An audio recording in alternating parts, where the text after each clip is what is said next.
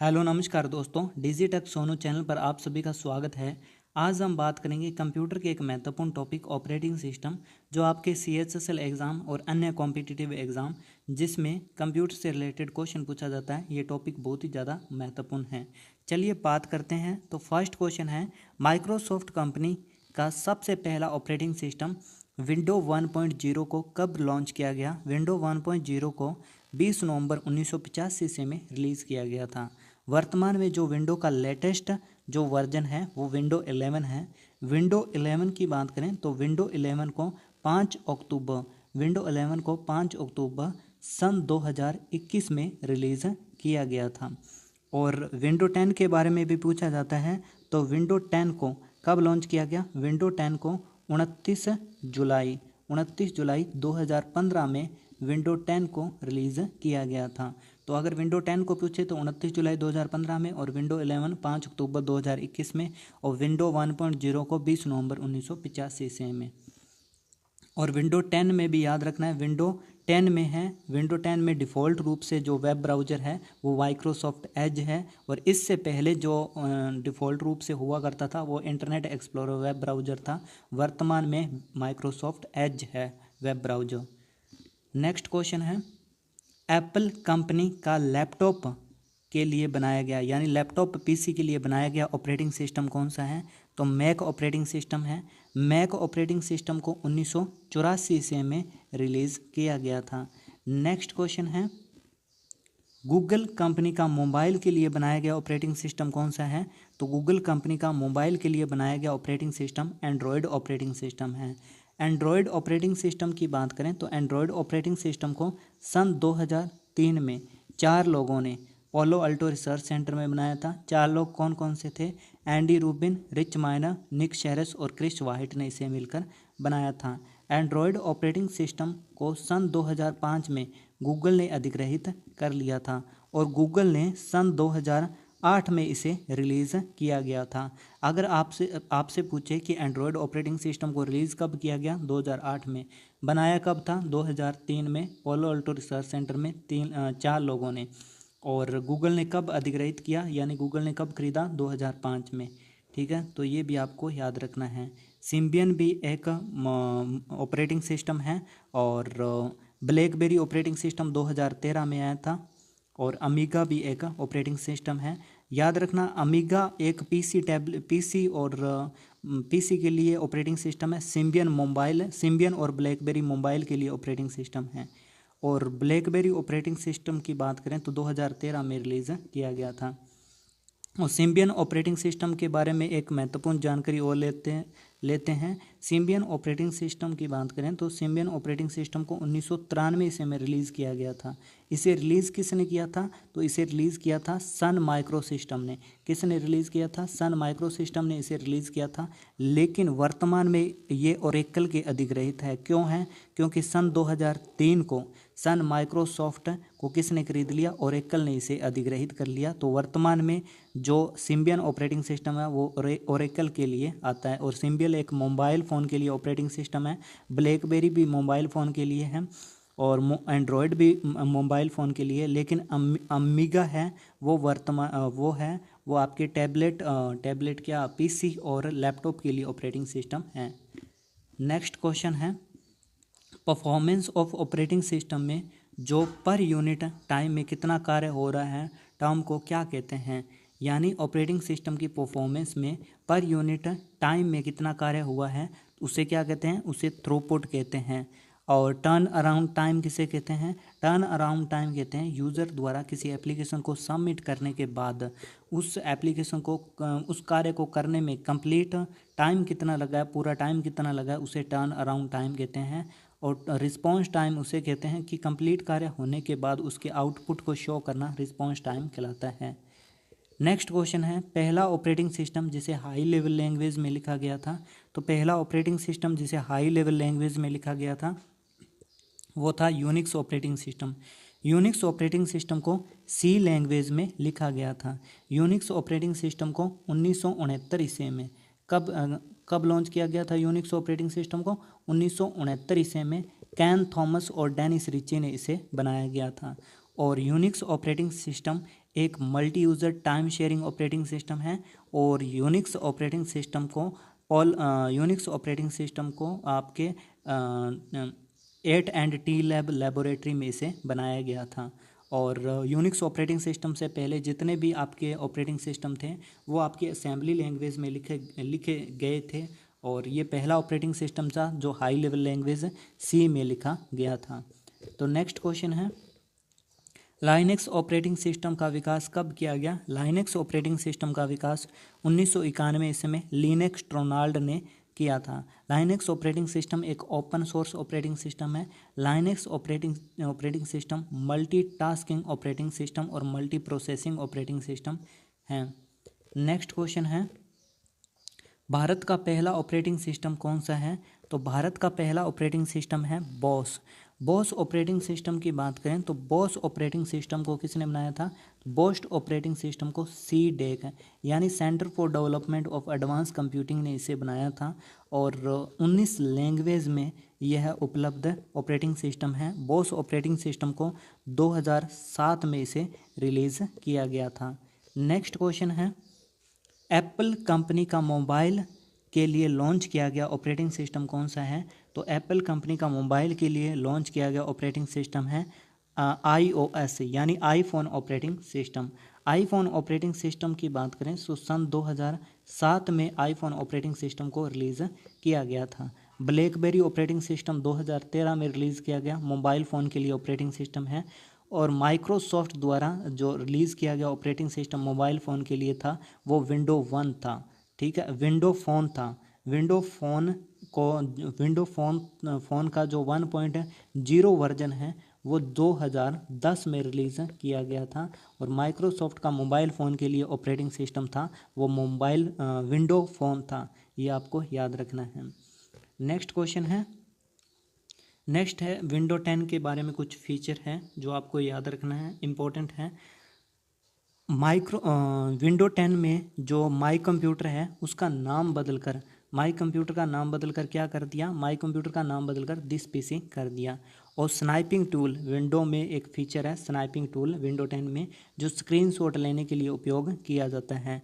Default रूप से web browser तो विंडो 10 के बाद आपको पता ही है माइक्रोसॉफ्ट एज ही है। पहले इंटरनेट एक्सप्लोरर हुआ करता था, वर्तमान में माइक्रोसॉफ्ट एज है। और विजुअल इम्पायर्ड लोगों के लिए यानी जो दृष्टिबाधित लोग होते हैं जिनको दिखाई नहीं देता उनको स्क्रीन रिकॉर्डिंग यानी स्क्रीन को जो पढ़कर सुनाता है वो उस फीचर को क्या कहते हैं? उस फीचर का नाम है नरेटर। और विंडो 10 में जो PDA है वो यानी पर्सनल डिजिटल असिस्टेंट है वो है कॉर्टेना।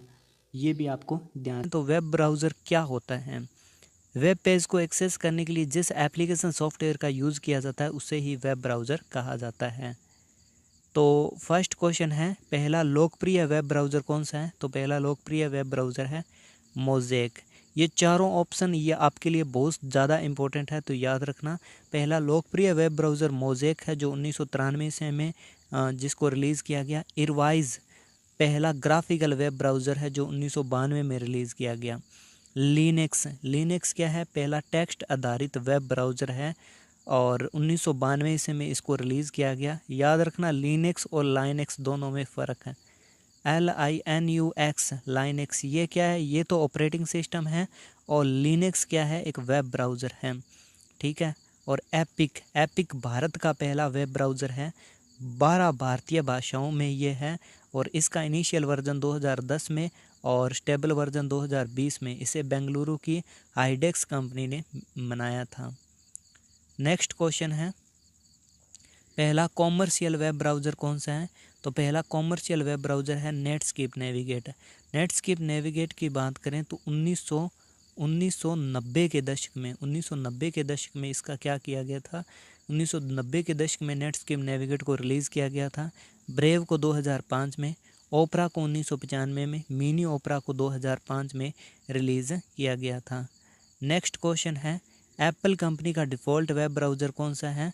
तो एप्पल कंपनी का डिफ़ॉल्ट वेब ब्राउज़र है वो है आपका सफारी की बात करें तो सफारी 2003 में रिलीज़ किया गया एक वेब ब्राउज़र है जो एप्पल कंपनी का डिफ़ॉल्ट वेब ब्राउज़र है। नेक्स्ट क्वेश्चन है, चीन और इंडोनेशिया का डिफ़ॉल्ट वेब ब्राउज़र कौन सा है, यानी ज़्यादातर यूज़ किया जाने वाला वेब ब्राउज़र है वो यूसी ब्राउज़र है। यूसी ब्राउज़र 2002 में रिलीज़ किया गया वेब ब्राउज़र है यूसी ब्राउज़र। नेक्स्ट क्वेश्चन है, एंड्रॉयड मोबाइल फ़ोन का डिफ़ॉल्ट वेब ब्राउज़र कौन सा है, तो एंड्रॉयड मोबाइल फ़ोन का डिफ़ॉल्ट वेब ब्राउज़र है वो है Google Chrome.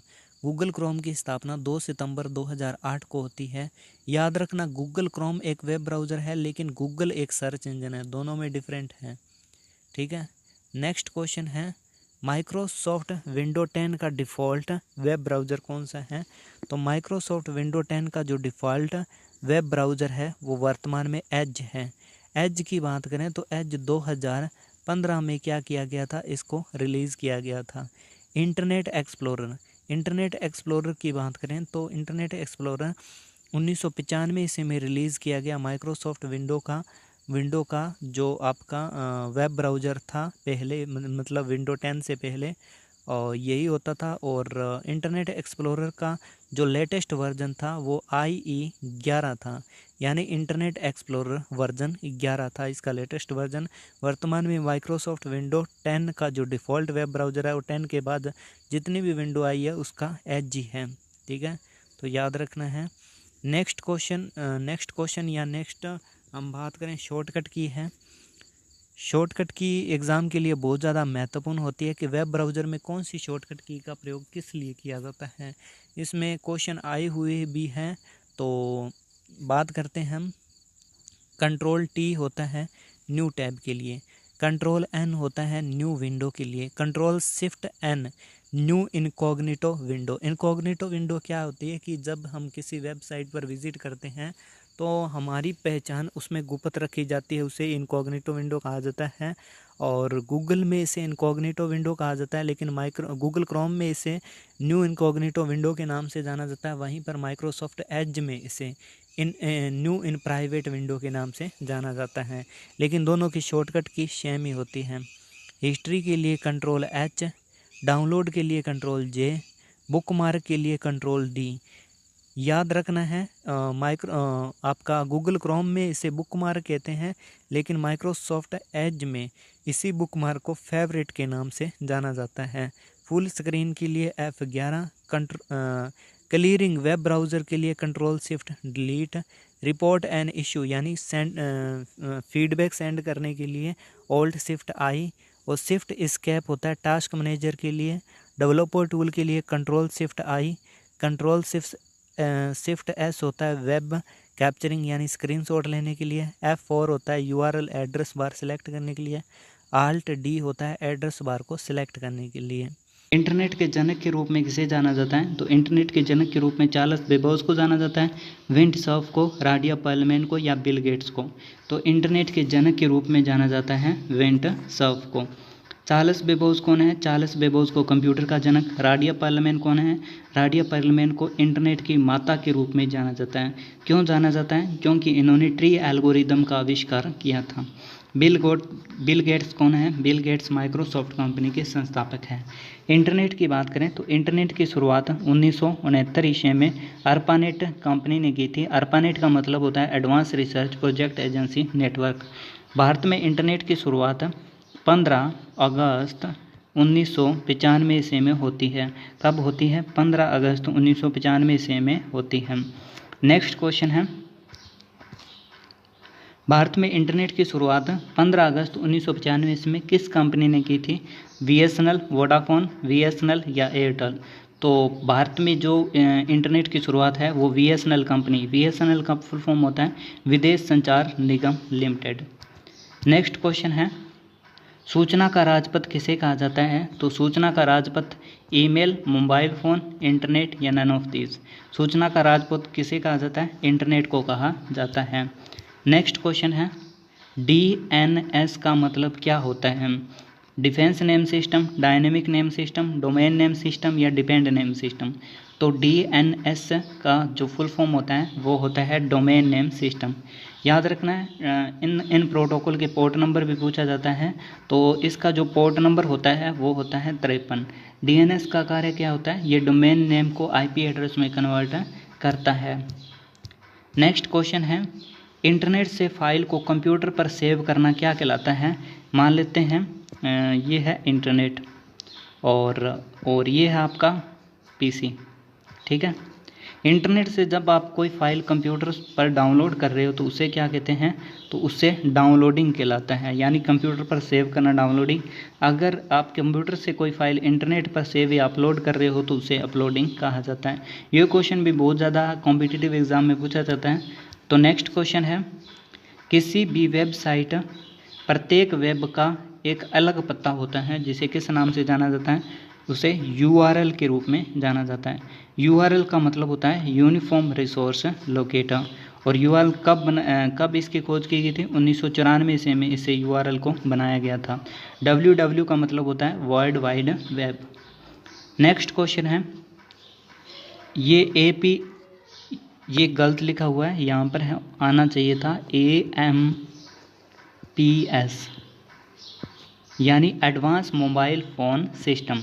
Technology, mobile phone की कौन सी पीढ़ी की टेक्नोलॉजी है, तो मोबाइल फ़ोन की 5 जनरेशन है, जिसमें जो AMPS है वो फर्स्ट जनरेशन की टेक्नोलॉजी है। टेक्नोलॉजी के बारे में भी सवाल पूछा जाता है, जिसमें एक बार CHSL एग्ज़ाम में पूछा गया था कि LTE यानी लॉन्ग टर्म इवोल्यूशन है, वो कौन सी पीढ़ी की टेक्नोलॉजी है। चलिए सभी मोबाइल की पीढ़ियों पर चर्चा करते हैं। पहला नेटवर्क जिसे इंटरनेट की नींव रखी थी, तो पहला नेटवर्क कौन सा था जिसने इंटरनेट की नींव रखी थी, तो वो था पहला नेटवर्क ARPANET था। ARPANET की फुल फॉर्म क्या है, advance research project agency network. शुरुआत कब होती है इंटरनेट की, 1969 ईस्वी में इंटरनेट की शुरुआत होती है। और भारत में BSNL 15 अगस्त 1995 ईस्वी में। और BSNL की फुल फॉर्म होती है भारत संचार निगम लिमिटेड। नेक्स्ट क्वेश्चन है, ISP का पूरा नाम क्या है। ISP का मतलब क्या होता है, ISP का पूरा नाम होता है इंटरनेट सर्विस प्रोवाइडर। क्या होता है, इंटरनेट सर्विस प्रोवाइडर इसका पूरा नाम होता है। नेक्स्ट क्वेश्चन है, मॉडम में मॉड्यूलेशन कन्वर्ट करता है, यानी मॉडम की फुल फॉर्म होती है मॉड्यूलेशन और डीमॉड्यूलेशन, ठीक है। और मॉडम में जो मॉड्यूलेशन होता है वो कन्वर्ट किसको करता है, analogue to digital, digital to analogue, या डिजिटल टू डिजिटल, या एनालॉग टू एनालॉग। जो मॉड्यूलेशन होता है उसका कार्य होता है ये डिजिटल टू एनालॉग कन्वर्ट करता है, और डीमॉड्यूलेशन होता है वो क्या करता है, एनालॉग टू डिजिटल कन्वर्ट करता है। तो नेक्स्ट क्वेश्चन है, निम्न में से किस नेटवर्क डिवाइस का उपयोग हब की तरह नोड की संख्या बढ़ाने के लिए किया जाता है, लेकिन हब की तरह ब्रॉडकास्ट को सपोर्ट नहीं करता। हब क्या होता है, हब एक डंब टर्मिनल होता है। तो हब में क्या होता है कि हब में जब हम कोई भी नोड जोड़ते हैं, यहाँ से कोई डेटा आया तो ये सभी तरफ क्या कर देता है, ब्रॉडकास्ट कर देता है। लेकिन इसी प्रकार की एक और नेटवर्क डिवाइस होती है जिसका नाम होता है स्विच। स्विच की अपनी मेमोरी होती है, ये डंब नहीं होता। इसमें जो स्पेसिफिक डाटा जिसके लिए आया है उसी के पास ये सेंड किया जाएगा, इसीलिए ये ब्रॉडकास्ट को सपोर्ट नहीं करता, ठीक है। लेकिन इसी का भी काम होता है नोड की संख्या बढ़ाने के लिए। तो इसका जो राइट आंसर है वो होता है स्विच। क्या होता है, स्विच। स्विच भी दो प्रकार के होते हैं, कौन कौन से, 2 लेयर स्विच और 3 लेयर स्विच। 2 लेयर स्विच होता है वो आपका डेटा लिंक लेयर पर काम करता है, और 3 लेयर स्विच होता है वो आपका नेटवर्क लेयर पर काम करता है। 3 लेयर स्विच राउटर की तरह कार्य करता है। नेक्स्ट क्वेश्चन है, और गेटवे क्या होता है, गेटवे होता है ये क्या होता है, गेटवे एप्लीकेशन लेयर पर कार्य करता है, ठीक है। दो समान नेटवर्क को जोड़ने के लिए किस प्रोटोकॉल का प्रयोग किया जाता है, तो गेटवे का प्रयोग किया जाता है, ठीक है। नेक्स्ट क्वेश्चन है, नेटवर्क डिवाइस रिपीटर का काम क्या होता है। क्या रिपीटर 2 लेन को जोड़ता है, क्या एक ही लेन के 2 सेगमेंट को जोड़ता है, क्या उपरोक्त में से दोनों, या इनमें से कोई नहीं। तो इसका जो राइट आंसर है वो है रिपीटर का काम होता है एक ही लेन के 2 सेगमेंट को जोड़ता है, यानी ये वीक और जो करप्ट सिग्नल होता है उसको रीजनरेट करके आगे आपके पावर देकर उसको रीजनरेट करता है। तो रिपीटर का काम क्या होता है, एक ही लेन के 2 सेगमेंट को जोड़ता है, 2 लेन को कभी नहीं जोड़ता। और ये वीक और कमज़ोर सिग्नल को क्या करता है, करप्ट सिग्नल को क्या कहता है, उसे रीजनेट करने का काम करता है। नेक्स्ट क्वेश्चन है, संस्था के बाहर आंशिक रूप से इंटरनेट का उपयोग करने देना क्या कहलाता है। यानी ये संस्था है, इस संस्था के पास इंटरनेट की कोई सेवाएं ली हुई है, इसने इंटरनेट सर्विस प्रोवाइडर थे, और इस संस्था से बाहर किसी स्थान पर अगर आप इंटरनेट का आंशिक रूप से प्रयोग करने दे रहे हो तो उसे क्या कहते हैं। क्या उसे इंट्रानेट कहा जाता है, क्या एक्स्ट्रानेट या हाइपरनेट या नन ऑफ दीज। तो उसे एक्स्ट्रानेट कहा जाता है।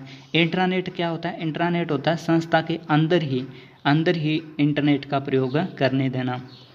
नेक्स्ट क्वेश्चन है, ऐसा सर्च इंजन जो यूज़र से इनपुट लेकर थर्ड पार्टी को रिजल्ट के लिए क्वेरी भेजता है तो उसे क्या कहते हैं, उसे क्या हाइब्रिड सर्च इंजन कहा जाता है, या डायरेक्टरी बेस्ड सर्च इंजन कहा जाता है, या मेटा सर्च इंजन कहा जाता है, या क्रॉलर बेस्ड सर्च इंजन कहा जाता है। तो उसे क्या कहता है, ऐसा सर्च इंजन जो यूज़र से इनपुट लेकर थर्ड पार्टी को रिजल्ट के लिए क्वेरी भेजता है उसे मेटा सर्च इंजन कहा जाता है। सर्च इंजन की बात करें तो सर्च इंजन 3 स्टेप में अपने कार्य करता है।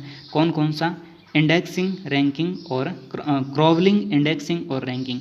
क्रॉवलिंग क्या होता है, क्रॉवलिंग होता है सभी पेजों को एक सेकंड में क्या करता है, सर्च करता है। और इंडेक्सिंग क्या होता है, इंडेक्सिंग होता है कि कौन सा उसे रैंक में जमाने का काम इंडेक्सिंग का होता है। और इंडेक्सिंग उसके बाद होता है रैंकिंग। रैंकिंग क्या होता है, रैंकिंग का मतलब होता है कि कौन सा फर्स्ट पेज पर, मतलब आपका फर्स्ट पेज पर कौन सा वेब पेज पहले दिखाना है, ये होता है आपका रैंकिंग का। तो 3 स्टेप होता है, क्रॉवलर, इंडेक्सिंग और रैंकिंग, ये आपको याद रखना है। नेक्स्ट क्वेश्चन है, गूगल की स्थापना कब होती है। ध्यान रखना, गूगल एक सर्च इंजन है, तो गूगल की स्थापना कब होती है, 4 सितंबर 1998 ईस्वी में होती है। किसने की थी, फाउंडर कौन है, लेरी पेज और सर्गी ब्रिन ने मिलकर गूगल की स्थापना की थी। गूगल का मुख्यालय कहाँ पर है, गूगल का मुख्यालय है माउंटेन व्यू, कैलिफोर्निया में इसका मुख्यालय है। ठीक है, तो गूगल की स्थापना कब होती है, 4 सितंबर 1998 ईस्वी में, ये आपको याद रखना है। याद रखना, गूगल एक सर्च इंजन है लेकिन गूगल क्रोम क्या है, एक वेब ब्राउज़र है। ये क्वेश्चन पूछा जाता है एग्ज़ाम में। नेक्स्ट क्वेश्चन है, सन 2000 रूस द्वारा लॉन्च किया गया सर्च इंजन कौन सा था। सन 2000 में रूस द्वारा लॉन्च किया गया सर्च इंजन क्या बाइडू था, यांडेक्स था, इकोसिया था, या डॉगपिले था। तो रूस द्वारा लॉन्च किया गया सन 2000 में जो सर्च इंजन था वो था यांडेक्स। बाइडू किसका था, बाइडू चीन का सर्च इंजन था, इकोसिया जर्मनी का, और डॉगपिले सर्च इंजन है, ये क्या है, ये एक मेटा सर्च इंजन का उदाहरण है। ये भी क्वेश्चन पूछा जाता है कि निम्नलिखित में से कौन सा मेटा सर्च इंजन का उदाहरण है, तो वो डॉगपिले है। नेक्स्ट क्वेश्चन है, निम्न में से कौन सा सर्च इंजन जिसकी स्थापना 2001 में जिमी वेल्स और लैरी सेंगर ने की थी। तो कौन सा है, यूट्यूब है, याहू है, विकिपीडिया है, और या फिर गूगल है। तो ये विकिपीडिया है। विकिपीडिया है वो 300+ भाषाओं को सपोर्ट करता है। ठीक है, और ये क्या है, एक डायरेक्टरी बेस्ड सर्च इंजन है विकिपीडिया। याहू की बात करें तो याहू की स्थापना 1994 से में होती है। याहू का मुख्यालय कहाँ पर है, सनीवेल कैलिफोर्निया में, और डेविड फिलो ने इसकी स्थापना की थी। ठीक है, और गूगल तो हो ही गया, और यूट्यूब भी एक सर्च इंजन है। नेक्स्ट क्वेश्चन है, जून 2009 में लॉन्च किया गया माइक्रोसॉफ्ट कंपनी का नवीनतम सर्च इंजन कौन सा है। माइक्रोसॉफ्ट कंपनी का नवीनतम सर्च इंजन कौन सा है, क्या बिंच है, क्या एज है, क्या इंटरनेट एक्सप्लोरर है, क्या इकोसिया है। तो जून 2009 में माइक्रोसॉफ्ट कंपनी का जो नवीनतम सर्च इंजन है वो कौन सा है, वो है बिंच। क्योंकि एज क्या है, एज है आपका वेब ब्राउज़र, और इंटरनेट एक्सप्लोरर भी एक वेब ब्राउज़र है। इकोसिया सर्च इंजन है लेकिन ये जर्मनी का है। ठीक है, और नेक्स्ट क्वेश्चन है, एक GIF में अंत स्थापित छोटे प्रोग्राम को क्या कहते हैं? एक GIF में अंत स्थापित छोटे प्रोग्राम को क्या कहते हैं? वेब बग के रूप में जाना जाता है। वेब बग क्या करता है? ये आपके मतलब ये थर्ड पार्टी की तरह कार्य करता है, जो आपकी एक्टिविटी पर नज़र रखने का काम करता है। ठीक है। नेक्स्ट, स्पाईवेयर क्या होता है? स्पाईवेयर जासूसी वायरस होता है। स्पैम क्या होता है? स्पैम होता है वायरस को ही स्पैम कहते हैं। ठीक है। और जैसे जंक मेल को भी स्पैम कहते हैं। ठीक है, ये स्पैम कर रहे हैं। कुकीज़ क्या होता है? कुकी क्या होता है? कुकी होता है एक ऐसी कुकीज़, एक टेक्स्ट के रूप में एक ऐसा मतलब मैसेज टाइप होता है कुकीज़, जो हमारी गतिविधियों पर नज़र रखता है कि हमने कौन सी साइट को खोला है और कौन सी साइट को कब हम यूज़ कर रहे हैं। जब हम नेक्स्ट जब भी हम उस वेबसाइट को ओपन करते हैं तो कुकीज़ हमारी उस चीज़ को खोजने में मदद करती हैं। तो ये काम होता है कुकीज़ का। लेकिन वेब बग क्या होता है? एक GIF होता है। और कुकीज़ क्या होता है? कुकीज़ एक टेक्स्ट बेस्ड एक मैसेज टाइप होता है। तो नेक्स्ट है, पहला ग्राफिक वेब ब्राउज़र कौन सा था? तो वेब ब्राउज़र कौन सा था? क्या मोज़ेक था, इरवाइज़ था, एपिक था या क्रोम? तो पहला ग्राफिक वेब ब्राउज़र था इरवाइज़। इरवाइज़ ग्राफिक वेब ब्राउज़र की स्थापना कब होती है? 1992 ईस्वी में आता है। ठीक है। और एपिक भारत का पहला सर्च इंजन है एपिक। और मोज़ेक अगर पूछे सीधा ही पहला लोकप्रिय वेब ब्राउज़र, तो पहला लोकप्रिय वेब ब्राउज़र था मोज़ेक। लेकिन पहला ग्राफिक वेब ब्राउज़र कौन सा था? इरवाइज़। और भारत का पहला वेब ब्राउज़र कौन सा है? एपिक। और क्रोम तो आपको पता ही है, गूगल क्रोम द्वारा लॉन्च किया गया है। ठीक है। नेक्स्ट क्वेश्चन है, पहला वेब ब्राउज़र कौन सा था? तो पहला वेब ब्राउज़र कौन सा था? क्या लिनक्स था, इरवाइज़ था, नेटस्केप नेविगेटर था या गूगल क्रोम था? तो पहला वेब ब्राउज़र था वो लिनक्स था। लिनक्स एक टेक्स्ट बेस्ड वेब ब्राउज़र था जिसकी स्थापना 1991 ईस्वी में होती है। लेकिन अगर पूछे पहला ग्राफिक वेब ब्राउज़र तो वो कौन सा था? वो था इरवाइज़। लेकिन पहला ब्राउज़र या फिर पहला वेब ब्राउज़र या फिर पहला टेक्स्ट बेस्ड वेब ब्राउज़र पूछे तो लिनक्स था। याद रखना, लिनक्स एक वेब ब्राउज़र है, लेकिन LINUX लाइनेक्स, ये क्या है? लाइनेक्स एक ऑपरेटिंग सिस्टम है, इसमें कंफ्यूज नहीं होना है। और इरवाइज़ क्या है? इरवाइज़ ही पहला ग्राफिकर वेब ब्राउज़र है। नेटस्केप नेविगेटर ये क्या है? नेटस्केप नेविगेटर है पहला कॉमर्शियल वेब ब्राउज़र। बहुत ज़्यादा ये क्वेश्चन पूछा जाता है कि पहला कॉमर्शियल वेब ब्राउज़र कौन सा है? Netscape navigator. गूगल क्रोम तो आपको पता ही है, एक वेब ब्राउज़र है गूगल क्रोम द्वारा। ठीक है, 2008 में लॉन्च किया गया था इसे। नेक्स्ट क्वेश्चन है, माइक्रोसॉफ्ट ऑफिस का डिफ़ॉल्ट वेब ब्राउज़र कौन सा है जिसे विंडो 10 में डिफ़ॉल्ट वेब ब्राउज़र के रूप में लॉन्च किया गया था? तो क्या बिंज है या एज है या इंटरनेट एक्सप्लोरर है या लाइनेक्स है? आपको पता है कि बिंज क्या है? बिंज तो एक सर्च इंजन है जो माइक्रोसॉफ्ट ऑफिस में वर्तमान में डिफ़ॉल्ट रूप से क्या है? सर्च इंजन है बिंज। 2009 में लॉन्च किया गया। तो एज क्या है? एज माइक्रोसॉफ्ट एज है, वो वर्तमान में विंडो 10 से यानी 2015 में इसे लॉन्च किया गया। ये क्या है? कि वेब ब्राउज़र है डिफ़ॉल्ट रूप से माइक्रोसॉफ्ट एज। और इंटरनेट एक्सप्लोरर पहले का है जो 1995 ईस्वी में इसे लॉन्च किया गया था। और इंटरनेट एक्सप्लोरर का जो लेटेस्ट वर्जन था वो कौन सा था? इंटरनेट एक्सप्लोरर IE11 इसका लेटेस्ट वर्जन था। लास्ट वर्जन ये था, उसके बाद आया माइक्रोसॉफ्ट एज। ये भी आपको याद रखना है। और लाइनेक्स क्या है? लाइनेक्स एक ऑपरेटिंग सिस्टम है, तो इसका राइट आंसर है माइक्रोसॉफ्ट एज। नेक्स्ट क्वेश्चन है, एप्पल कंपनी का डिफ़ॉल्ट वेब ब्राउज़र कौन सा है जिसे 2003 में रिलीज़ किया गया था? तो एप्पल कंपनी का डिफ़ॉल्ट वेब ब्राउज़र है ओपेरा मिनी या UC ब्राउज़र या सफारी या ब्रेव। तो इसका एप्पल कंपनी का डिफ़ॉल्ट वेब ब्राउज़र है सफारी। नेक्स्ट क्वेश्चन है, जो आपके वेब ब्राउज़र होता है उसकी जो शॉर्टकट की होती है वो भी बहुत ज़्यादा महत्वपूर्ण होती है, जो आपके कॉम्पिटिटिव एग्ज़ाम में पूछी जाती है। तो पहली शॉर्टकट की है न्यू इनकॉग्निटो विंडो के लिए कौन सी शॉर्टकट की होती है? Control shift N. Incognito window क्या होता है? इनकॉग्निटो विंडो एक ऐसी विंडो होती है जिसमें आप अपनी पहचान छुपा सकते हैं। यानी आप वेब पेज पर कोई भी चीज़ सर्च करते हो तो आपकी जो पूरी पहचान होती है वो गोपनीयता रखी जाती है। ठीक है, आप प्राइवेट रूप से कोई साइट को खोल रहे होते हो, ठीक है, किसी को भी नहीं पता कि उस साइट को किसने खोला है, वो होता है न्यू इनकॉग्निटो विंडो। ठीक है, इसे प्राइवेट विंडो भी कहते हैं। इसके लिए शॉर्टकट की होती है control shift N. New window के लिए शॉर्टकट की होती है कंट्रोल एन। बुक मार्क ये भी इम्पोर्टेंट है, कंट्रोल डी होता है। डाउनलोड के लिए कंट्रोल जे।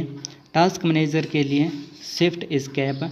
डेवलपर टूल के लिए कंट्रोल शिफ्ट आई का प्रयोग किया जाता है, ये भी इम्पोर्टेंट है। फुल स्क्रीन के लिए F11। फाइंड के लिए कंट्रोल F। न्यू टैब के लिए कंट्रोल टी। और क्लियर ब्राउजिंग डेटा के लिए control shift delete. Control shift delete का प्रयोग किया जाता है। याद रखना है, अगर कंप्यूटर में कोई भी फाइल हो उसे स्थायी रूप से मिटाना हो तो उसके लिए भी कंट्रोल शिफ्ट डिलीट का प्रयोग किया जाता है। नेक्स्ट क्वेश्चन है, निम्न में से कौन सी इंटरनेट सेवा आपके ऑफिस के कंप्यूटर को घर से एक्सेस करने के लिए उपयुक्त होती हैं? यानी निम्नलिखित में से कौन सी ऐसी इंटरनेट सेवाएं जो आपके ऑफिस के कंप्यूटर को घर में एक्सेस करने के लिए आपको सुविधा देती हैं? तो वो होता है टेलनेट। टेलनेट इसे रिमोट कनेक्शन भी कहते हैं। FTP का मतलब होता है फाइल ट्रांसफर प्रोटोकॉल। WW का मतलब होता है वर्ल्ड वाइड वेब। IRC का मतलब होता है internet relay chat. Next question होता है, ईमेल एड्रेस में @ से पहले, ईमेल एड्रेस में @ से पहले कौन सा भाग आता है? यानी ईमेल में ये जो @ है उसके बाद में @ चिन्ह होता है। इसमें क्या होता है, दो आपके क्या होते हैं, दो होते हैं, जिसमें फर्स्ट में यूज़र नेम होता है और लास्ट में डोमेन नेम होता है। तो इसने पूछा है कि ईमेल में @ से पहले कौन सा भाग आता है? तो @ से जो पहले आता है वो कौन होता है? User name. कौन सा होता है? User name. और जो @ के बाद में आता है वो कौन सा होता है? वो होता है डोमेन नेम। कौन सा होता है? Domain name. तो ये आपको याद रखना है, ये क्वेश्चन भी बहुत ज़्यादा बार पूछा गया है। नेक्स्ट क्वेश्चन है, ऐसा ईमेल जिसे अभी तक तैयार करके रखा गया है लेकिन भेजा नहीं गया, कहाँ पर सेव होता है? क्या स्पैम, इनबॉक्स, ट्रैश या ड्राफ्ट? तो ऐसा ईमेल जिसे तैयार करके रखा गया है लेकिन अभी तक उसे सेंड नहीं किया गया तो वो ड्राफ्ट में सेव होता है। ट्रैश में क्या होता है? ट्रैश में होता है जो आपके डिलीट की हुई फाइल, आपके डिलीटेड फाइल ट्रैश में होती है। इनबॉक्स में जो आपका मैसेज आता है वो इनबॉक्स में होता है। स्पैम क्या होता है? स्पैम होता है जंक ईमेल को स्पैम के नाम से जाना जाता है। नेक्स्ट क्वेश्चन है, जिसको मेल भेजना हो उसका ईमेल पता को कहाँ पर रखा जाता है? क्या BCC में रखा जाता है, क्या CCC में, या फिर 2 में, या नन ऑफ दीज? तो जिसको ईमेल भेजना हो उसका पता 2 में रखा जाता है। BCC का मतलब क्या होता है? Blind carbon copy. इसमें क्या होती है कि एक साथ बहुत सारे लोगों को आप ईमेल सेंड कर सकते हो, लेकिन BCC और CCC में अंतर होता है। CCC का मतलब होता है कार्बन कॉपी और BCC का मतलब होता है ब्लाइंड कार्बन कॉपी। CCC में क्या होता है कि एक साथ आप बहुत सारे लोगों को मैसेज भेज सकते हो, लेकिन BCC में भी एक साथ बहुत सारे लोगों को मैसेज भेज सकते हो, लेकिन BCC में एक सुविधा मिलती है कि BCC में आपका जो आपने किस दूसरे पर्सन को कौन सा मैसेज भेजा है ये कोई अन्य पर्सन देख नहीं सकता, लेकिन CCC में ऐसा संभव है। नेक्स्ट क्वेश्चन है, जंक ईमेल को किस नाम से जाना जाता है? क्या स्पैम, स्पूफ, स्पूल, या इनमें से कोई नहीं? तो जंक ईमेल को पीछे पढ़कर आए हैं, स्पैम के नाम से जाना जाता है। नेक्स्ट क्वेश्चन है, WW के संस्थापक के रूप में किसे माना जाता है? तो WW का संस्थापक Tim Berners-Lee, Raymond Tomlinson, Radia Perlman, या सर थॉमस? तो WW का मतलब होता है वर्ल्ड वाइड वेब। WW की स्थापना कब होती है? 1999 ईस्वी में WW की स्थापना होती है। और डब्ल्यू के संस्थापक कौन हैं? टिम बर्नर्स-ली इसके संस्थापक माने जाते हैं। रेमंड टॉमलिंसन कौन है? ईमेल के जनक माना जाता है। और भारत में ईमेल के जनक किसे माना जाता है? अगर भारत में ईमेल के जनक पूछे तो भारत में ईमेल के जनक कौन है? शिवा आवादुराई। कौन है? शिवा आवादुराई। शिवा आवादुराई कौन है? भारत में ईमेल के जनक माने जाते हैं शिवा आवादुराई को। और वैसे ईमेल के जनक माना जाता है रेमंड टॉमलिंसन को। और आडिया पर्लमैन को तो आपको पता ही है, इंटरनेट की माता के रूप में जाना जाता है। नेक्स्ट क्वेश्चन है, FTP का पूरा नाम क्या होता है? FTP का पूरा नाम होता है, क्या इसका पूरा नाम फाइल ट्रांसफर प्रोटोकॉल या फाइल ट्रांसफर परमिशन या फाइल ट्रांसफर पॉइंट या फाइल ट्रांसफर प्रोसीजर? तो इसकी फुल फॉर्म होती है फाइल ट्रांसफर प्रोटोकॉल। इसका पोर्ट नंबर होता है 20 और 21। ये भी आपको याद रखना है। याद रखना, पोर्ट नंबर बहुत ही ज़्यादा इंपॉर्टेंट है। CHSL एग्ज़ाम में ये पूछ रहा है कि पोर्ट नंबर किस प्रोटोकॉल के पोर्ट नंबर कौन से हैं। नेक्स्ट क्वेश्चन है, इंटरनेट पर प्रयुक्त होने वाला मानक प्रोटोकॉल कौन सा है? मानक प्रोटोकॉल क्या जावा है, HTML है या फिर TCP/IP है या नन ऑफ दिस? तो इंटरनेट पर प्रयुक्त होने वाला मानक प्रोटोकॉल है TCP/IP। TCP/IP का मतलब होता है ट्रांसमिशन कंट्रोल प्रोटोकॉल और इंटरनेट प्रोटोकॉल। जावा तो एक लैंग्वेज होती है, HTML भी एक वेब स्क्रिप्टिंग की लैंग्वेज होती है। नेक्स्ट क्वेश्चन है, HTTP का पोर्ट नंबर कितना होता है?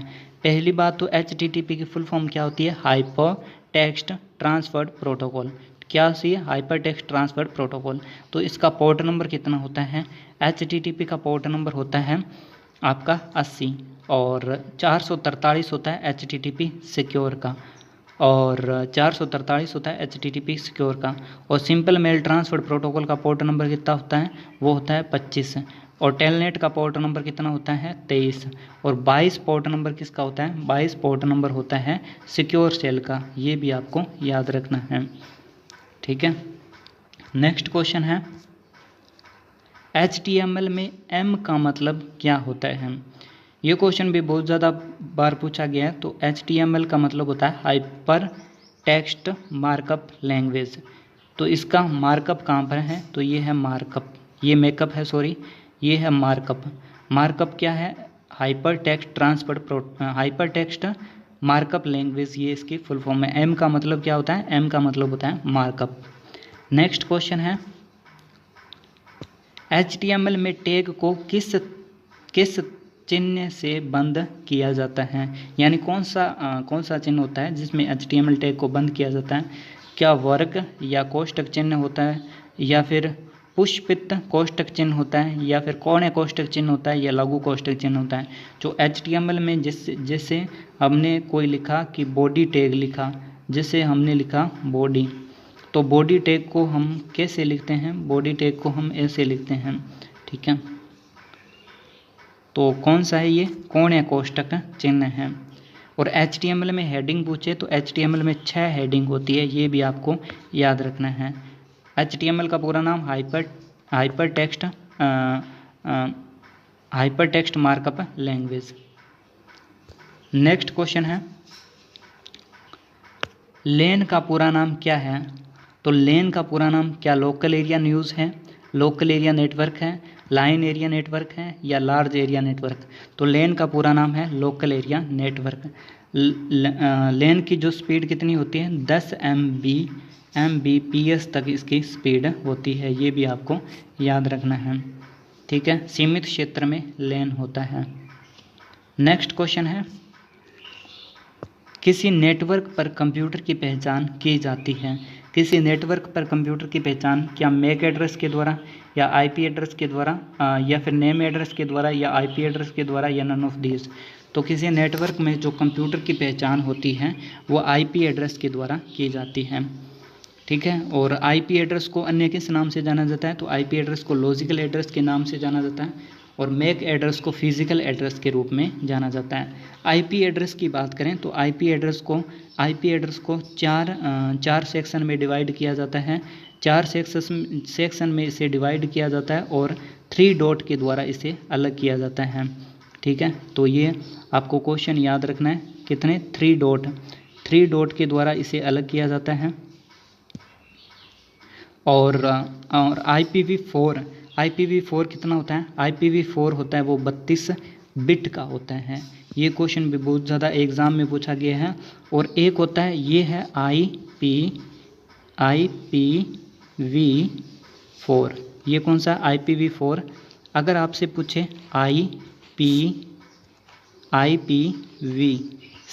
IPv6 पूछे तो IPv6 कितना का होता है?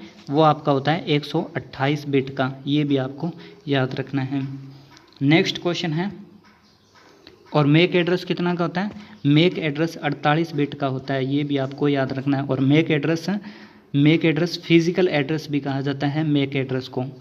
नेक्स्ट क्वेश्चन है, किसको ईथरनेट के नाम से भी जाना जाता है? तो ईथरनेट के रूप में क्या वैन को जाना जाता है, मेन को जाना जाता है, या लैन को जाना जाता है, या पेन को जाना जाता है? तो ईथरनेट के रूप में जाना जाता है लैन। लैन का मतलब होता है लोकल एरिया नेटवर्क। वैन का मतलब होता है वाइड एरिया नेटवर्क। मेन का मतलब होता है मेट्रोपॉलिटन एरिया नेटवर्क। पेन का मतलब होता है personal area network. Next question है, वह कंप्यूटर जो अपने नेटवर्क में दूसरे के लिए रिसोर्स शेयर करता है तो वो क्या कहलाता है? ऐसा कंप्यूटर जो अपने नेटवर्क में दूसरे के लिए रिसोर्स शेयर करता है, क्या उसे सर्वर के नाम से जाना जाता है, क्लाइंट के नाम से, मेन फ्रेम के नाम से, या सुपर के नाम से? तो उसे सर्वर के रूप में जाना जाता है।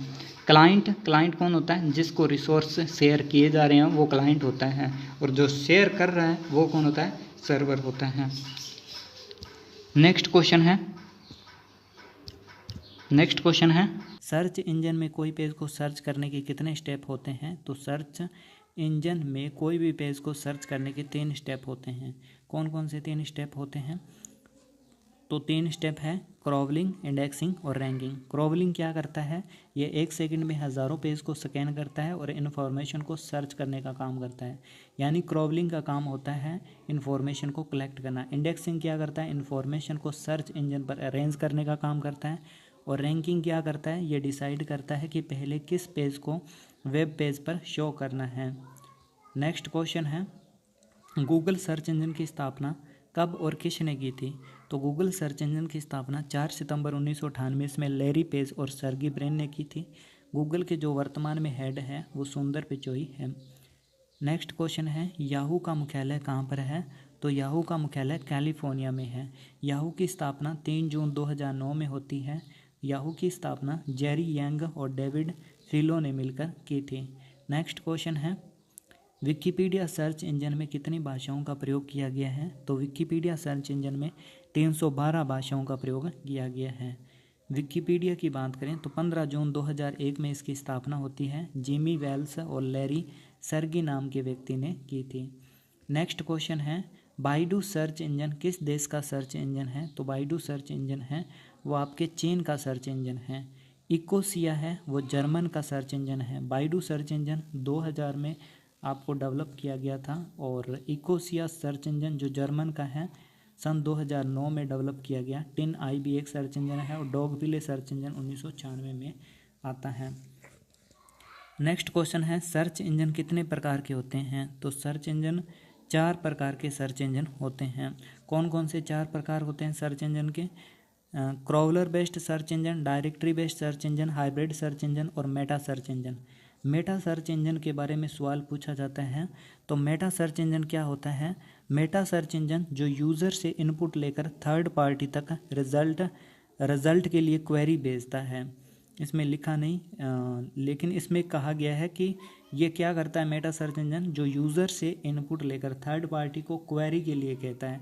थर्ड पार्टी को कहता है कि आप मुझे रिजल्ट ला कर दो, ठीक है, उसे ही मेटा सर्च इंजन कहा जाता है।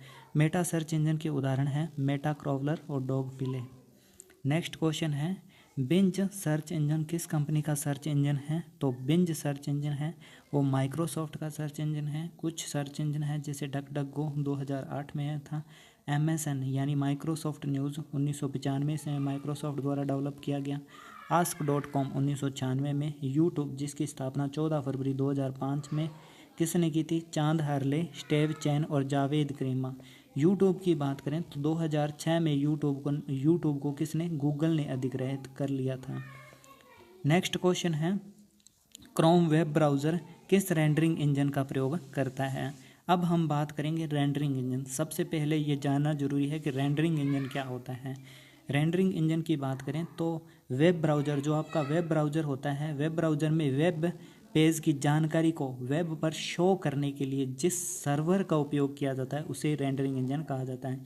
यानी जो आपके पास वेब ब्राउज़र होते हैं, जैसे क्रोम हो गया, तो क्रोम वेब ब्राउज़र में कोई भी वेब पेज को शो करने के लिए जो जिस सर्वर का यूज़ किया जाता है ना, उसी सर्वर को क्या कहते हैं, रेंडरिंग इंजन कहा जाता है। यानी जितने भी वेब ब्राउज़र हैं वो आपके अपने पेज को शो करने के लिए अलग अलग रेंडरिंग इंजन का प्रयोग करते हैं।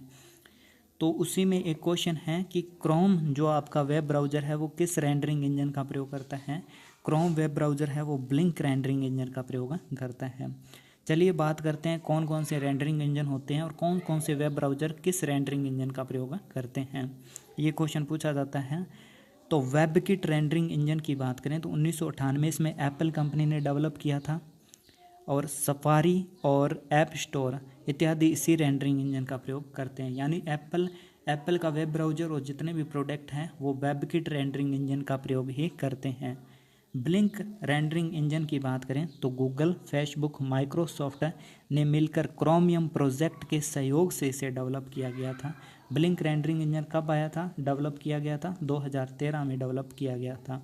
वर्तमान में जो एड्ज यानी माइक्रोसॉफ्ट का वेब ब्राउज़र, गूगल क्रोम आदि जो वेब ब्राउज़र है वो ब्लिंक रेंडरिंग इंजन का ही प्रयोग करते हैं। और वर्तमान में जो ओपरा वेब ब्राउज़र है वो भी ब्लिंक रेंडरिंग इंजन का प्रयोग करता है। गीको रेंडरिंग इंजन किसने बनाया, तो गीको रेंडरिंग इंजन को मोजिला फायरफॉक्स ने बनाया। मोजिला की जो वेब ब्राउज़र है वो गीको रेंडरिंग इंजन का प्रयोग करते हैं। पहले ट्राइडेंट जो रेंडरिंग इंजन था जो माइक्रोसॉफ्ट यूज़ करता था किसके लिए, जो इंटरनेट एक्सप्लोरर वेब ब्राउज़र है वो ट्राइडेंट रेंडरिंग इंजन का प्रयोग करता था। लेकिन वर्तमान में जो आपके माइक्रोसॉफ्ट का जो वेब ब्राउज़र है एड्ज, वो ब्लिंक रेंडरिंग इंजन का प्रयोग करता है। ये आपको ध्यान रखना है। और प्रिस्टो रेंडरिंग इंजन, पहले जो ओपरा के जो वेब ब्राउज़र थे वो आपके प्रिस्टो रेंडरिंग इंजन का प्रयोग करता था जिसकी स्थापना 2003 में की थी। लेकिन वर्तमान में जो ओपरा वेब ब्राउज़र है वो ब्लिंक रेंडरिंग इंजन का प्रयोग करता है। ये आपको ध्यान रखना है। ARPANET पर फैलने वाला सबसे पहला वायरस कौन सा था। ऑप्शन है सी ब्रेन, रीपर, क्रीपर या रेड कोट। तो राइट आंसर है क्रीपर। ARPANET पर फैलने वाला सबसे पहला वायरस था क्रीपर वायरस 1971 में बॉब थॉमस नाम के व्यक्ति ने बनाया और इसे काउंटर करने के लिए एंटीवायरस बनाया गया था जिसका नाम था रीपर एंटीवायरस को किसने बनाया, रीपर एंटीवायरस को रे टॉमिल्सन नाम के व्यक्ति ने बनाया था। नेक्स्ट क्वेश्चन है, सबसे पहला कंप्यूटर वायरस कौन सा था। अगर आपसे पूछे सबसे पहला वायरस कौन सा था तो सबसे पहला वायरस फर्स्ट वाला ऑप्शन कौन सा था, क्रीपर। लेकिन अगर पूछे सबसे पहला कंप्यूटर वायरस, क्योंकि वो नेटवर्क पर फैलने वाला वायरस था और ये कंप्यूटर पर फैलने वाला वायरस है, तो सबसे पहला कंप्यूटर वायरस ऑप्शन है code red, creeper, I love you या एल्कनोनर। तो राइट आंसर है एल्कनोनर सबसे पहला कंप्यूटर वायरस था। सबसे पहला कंप्यूटर वायरस था जो IBM कंपनी के कंप्यूटर पर फैला था जिसे रिचर्ड स्क्रेंटा नाम के व्यक्ति ने बनाया था। नेक्स्ट क्वेश्चन है, निम्न में से कौन सा एंटीवायरस का प्रकार नहीं है। तो ऑप्शन है ट्रोजन, मैकएफी, अवास्ट और क्यूखील। मैकएफी, अवास्ट और क्यूखील ये तीनों क्या है, ये तीनों तो एंटीवायरस हैं। बाकी ट्रोजन क्या है, ट्रोजन एक मैलिशियस प्रोग्राम है जो क्या होता है, जो वायरस और वॉर्म की तरह सेल्फ रेप्लिकेंट तो नहीं होता, लेकिन ये स्पीडअप, बूस्टअप और क्लीनअप जैसे मैसेज को शो करता है जब ये आता है। नेक्स्ट क्वेश्चन है, वायरस के संदर्भ में डोस का मतलब क्या होता है। ऑप्शन है disk operating system, dose operating system, denial of service या डेटा ऑपरेटिंग सिस्टम। तो राइट आंसर है डिनाइल ऑफ सर्विस। याद रखना, वायरस के संदर्भ में पूछा, अगर सीधा डोस का मतलब पूछे तो डिस्क ऑपरेटिंग सिस्टम ही होता है, लेकिन वायरस के संदर्भ में इसका मतलब डिनाइल ऑफ सर्विस होता है। नेक्स्ट क्वेश्चन है, एक ऐसा मलेशियस प्रोग्राम जो आपके सिस्टम को हैक करने के बाद आपसे पैसे की डिमांड करता है, क्या कहलाता है? तो ऑप्शन है क्रिप्टोलॉगर, रैनसमवेयर, स्पाईवेयर या स्टेनोग्राफी। तो राइट आंसर है रैनसमवेयर। रैनसमवेयर 2016 के करीबन आया था और स्पाईवेयर एक जासूसी वायरस होता है। और स्टेनोग्राफी का मतलब होता है लिखावट को छुपाना, ठीक है, मतलब छुपी हुई लिखावट। नेक्स्ट क्वेश्चन है, एक ऐसा वायरस जो बार बार अपनी पहचान बदलता रहता है और बिल्कुल दूसरे वायरस से अलग दिखता है, क्या कहलाता है? ऑप्शन है मैक्रोवायरस, रूटकिट वायरस, फाइल वायरस या पॉलीमॉर्फिक वायरस। तो राइट आंसर है पॉलीमॉर्फिक वायरस। नेक्स्ट क्वेश्चन है, किसे रेट्स के नाम से भी जाना जाता है? ऑप्शन है ट्रोजन, वायरस, वॉर्म या नन ऑफ दिस। तो रेट्स के नाम से जाना जाता है ट्रोजन। रेट्स का फुल फॉर्म होता है remote admin Trojan. Next question है, वायरस का पूरा नाम क्या है? ऑप्शन है various information resource under siege, vital information resource under storage, vital information resource under siege या various information resource under siege. तो राइट आंसर है vital information resource under seize. Next question है, फायरवॉल क्या करता है? तो firewall क्या करता है? ऑप्शन है कार्य नियंत्रण प्रणाली लगाता है, ऑथेंटिकेशन करता है या इंटीग्रिटी लगाता है या कोई नहीं। तो ये क्या करता है? ऑथेंटिकेशन लगाता है, यानी आपके कंप्यूटर में वायरस को आने नहीं देता, ठीक है, ये ऑथेंटिकेशन लगा के रखता है। ये हार्डवेयर और सॉफ्टवेयर का कॉम्बिनेशन होता है फायरवॉल। नेक्स्ट क्वेश्चन है, किसे एथिकल हैकर के नाम से भी जाना जाता है? तो ऑप्शन है white hat hacker, black hat hacker, red hat hacker और ब्लू हैट हैकर। तो वाइट हैट हैकर को एथिकल हैकर के नाम से जाना जाता है। और ब्लैक हैट हैकर कौन सा होता है? जो किसी की बुराई के लिए हैकिंग करते हैं, यानी दूसरे का बुरा करने के लिए। और रेड हैट हैकर कौन से होते हैं? रेड हैट हैकर वो हैकर होते हैं जो ब्लैक हैट हैकर को रोकने का काम करते हैं। और ब्लू हैट हैकर को शाही हैकर के नाम से जाना जाता है। क्यों शाही हैकर बोलते हैं? क्योंकि ये क्या काम करते हैं? ये किसी कंपनी या ऑर्गेनाइजेशन द्वारा अपने वेबसाइट या वेब पेज पर कोई कमी निकालने के लिए ब्लू हैट हैकर को बुलाया जाता है। नेक्स्ट क्वेश्चन है, स्पाईवेयर क्या है? तो ऑप्शन है एक ऐसा सॉफ्टवेयर जो आपके कंप्यूटर में ऑटोमेटिक म्यूज़िक चलाता है, या फिर एक ऐसा सॉफ्टवेयर जो आपके कंप्यूटर को कभी चलने ही नहीं देता, मतलब बंद कर देता है, या फिर एक ऐसा सॉफ्टवेयर जो आपकी जासूसी करता है और आपके महत्वपूर्ण डिटेल और पासवर्ड और बैंक डिटेल इत्यादि चुरा लेता है, या उपरोक्त सभी। तो राइट आंसर है यह एक ऐसा सॉफ्टवेयर होता है जो आपकी जासूसी करता है और आपके महत्वपूर्ण डिटेल, पासवर्ड, बैंक डिटेल को चुरा लेता है। नेक्स्ट क्वेश्चन है, अपने ही फर्म या कंपनी की गुप्त जानकारी को उजागर करना क्या कहलाता है? ऑप्शन है blue jacking, we shall blower, script kidding या टाइम बॉम्ब। तो उसे कहा जाता है विशल ब्लोवर। अपनी ही कंपनी या फर्म की गुप्त जानकारी को उजागर करना क्या कहलाता है? We shall blower. ब्लू जैकिंग क्या होता है? ये एक ब्लूटूथ की हैकिंग होती है। और स्क्रिप्ट किडिंग क्या होता है? स्क्रिप्ट किडिंग होता है किसी हैकर से कोई प्रोग्राम लेकर दूसरे व्यक्ति की हैकिंग करना स्क्रिप्ट किडिंग के अंतर्गत आता है। और टाइम बॉम्ब एक ऐसा वायरस होता है जो किसी स्पेसिफिक टाइम पर चलता है। नेक्स्ट क्वेश्चन है, डीडोस का मतलब क्या होता है? ऑप्शन है data disk operating system, denial disk operating system, या फिर डेटा डिनाइल ऑफ सर्विस या डिस्ट्रीब्यूटेड डिनाइल ऑफ सर्विस। तो राइट आंसर है distributed denial of service. DDoS क्या करता है? किसी पेज या लिंक पर क्या करता है? बहुत ज़्यादा किसी पेज या लिंक पर बहुत ज़्यादा ट्रैफिक भेजना, जिससे कि वो लिंक रुक जाए और वो साइट मतलब बंद हो जाए, उसे ही डीडोस कहा जाता है। नेक्स्ट क्वेश्चन है, ऐसा मालवेयर जो आपकी की यानी बटनों की निगरानी रखता है क्या कहलाता है? तो ऑप्शन है की ब्लॉगर, की स्ट्रोकर, की लॉगर या की स्ट्राइकर। तो राइट आंसर है की लॉगर। नेक्स्ट क्वेश्चन है, सबसे पहला एंटीवायरस द रीपर को किसने बनाया था? याद रखना, क्रीपर सबसे पहला वायरस था जिसको दबाने के लिए या जिसको ख़त्म करने के लिए एंटीवायरस बनाया गया था सबसे पहला, जिसका नाम था the Reaper. The Reaper antivirus को किसने बनाया? तो ऑप्शन है Bob Thomas, Robert Noyce, Albert क्रीमा और रे टॉमिल्सन। तो सबसे पहला जो एंटीवायरस था उसे रे टॉमिल्सन नाम के व्यक्ति ने बनाया था। नेक्स्ट क्वेश्चन है, प्रथम बूट सेक्टर वायरस किसे माना जाता है? तो ऑप्शन है क्रीपर, रीपर, रेड कोड या ब्रेन। तो राइट आंसर है ब्रेन, यानी सी ब्रेन। नेक्स्ट क्वेश्चन है, निम्न में से कौन आपको साइबर थ्रेड से बचाता है?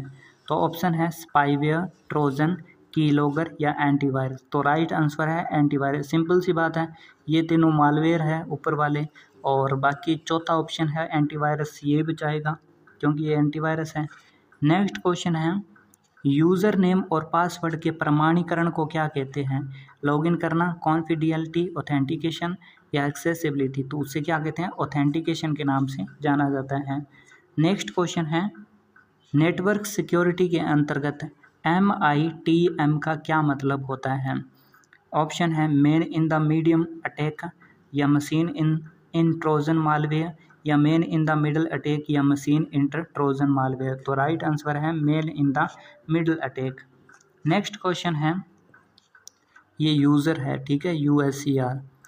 फॉल्स यूज़र एड्रेस के साथ पैकेट को इंटरनेट से इंजेक्ट करना क्या कहलाता है? Man in the middle attack या IP प्रूफिंग या डोस या नन ऑफ दीज। यानी जो फॉल्स यूज़र बनकर पैकेट को इंटरनेट से इंजेक्ट करना क्या कहलाता है? तो उसे IP स्पूफिंग के नाम से जाना जाता है। नेक्स्ट क्वेश्चन है, IM का अर्थ क्या होता है? तो ऑप्शन है internet messaging, instant malware, internet malware या इंस्टेंट मैसेजिंग। तो राइट आंसर है इंस्टेंट मैसेजिंग। नेक्स्ट क्वेश्चन है, क्रिप्टोग्राफी का मतलब क्या होता है? ऑप्शन है गुप्त लिखना, चित्र बनाना, उपरोक्त दोनों या कोई नहीं। तो राइट आंसर है गुप्त लिखना।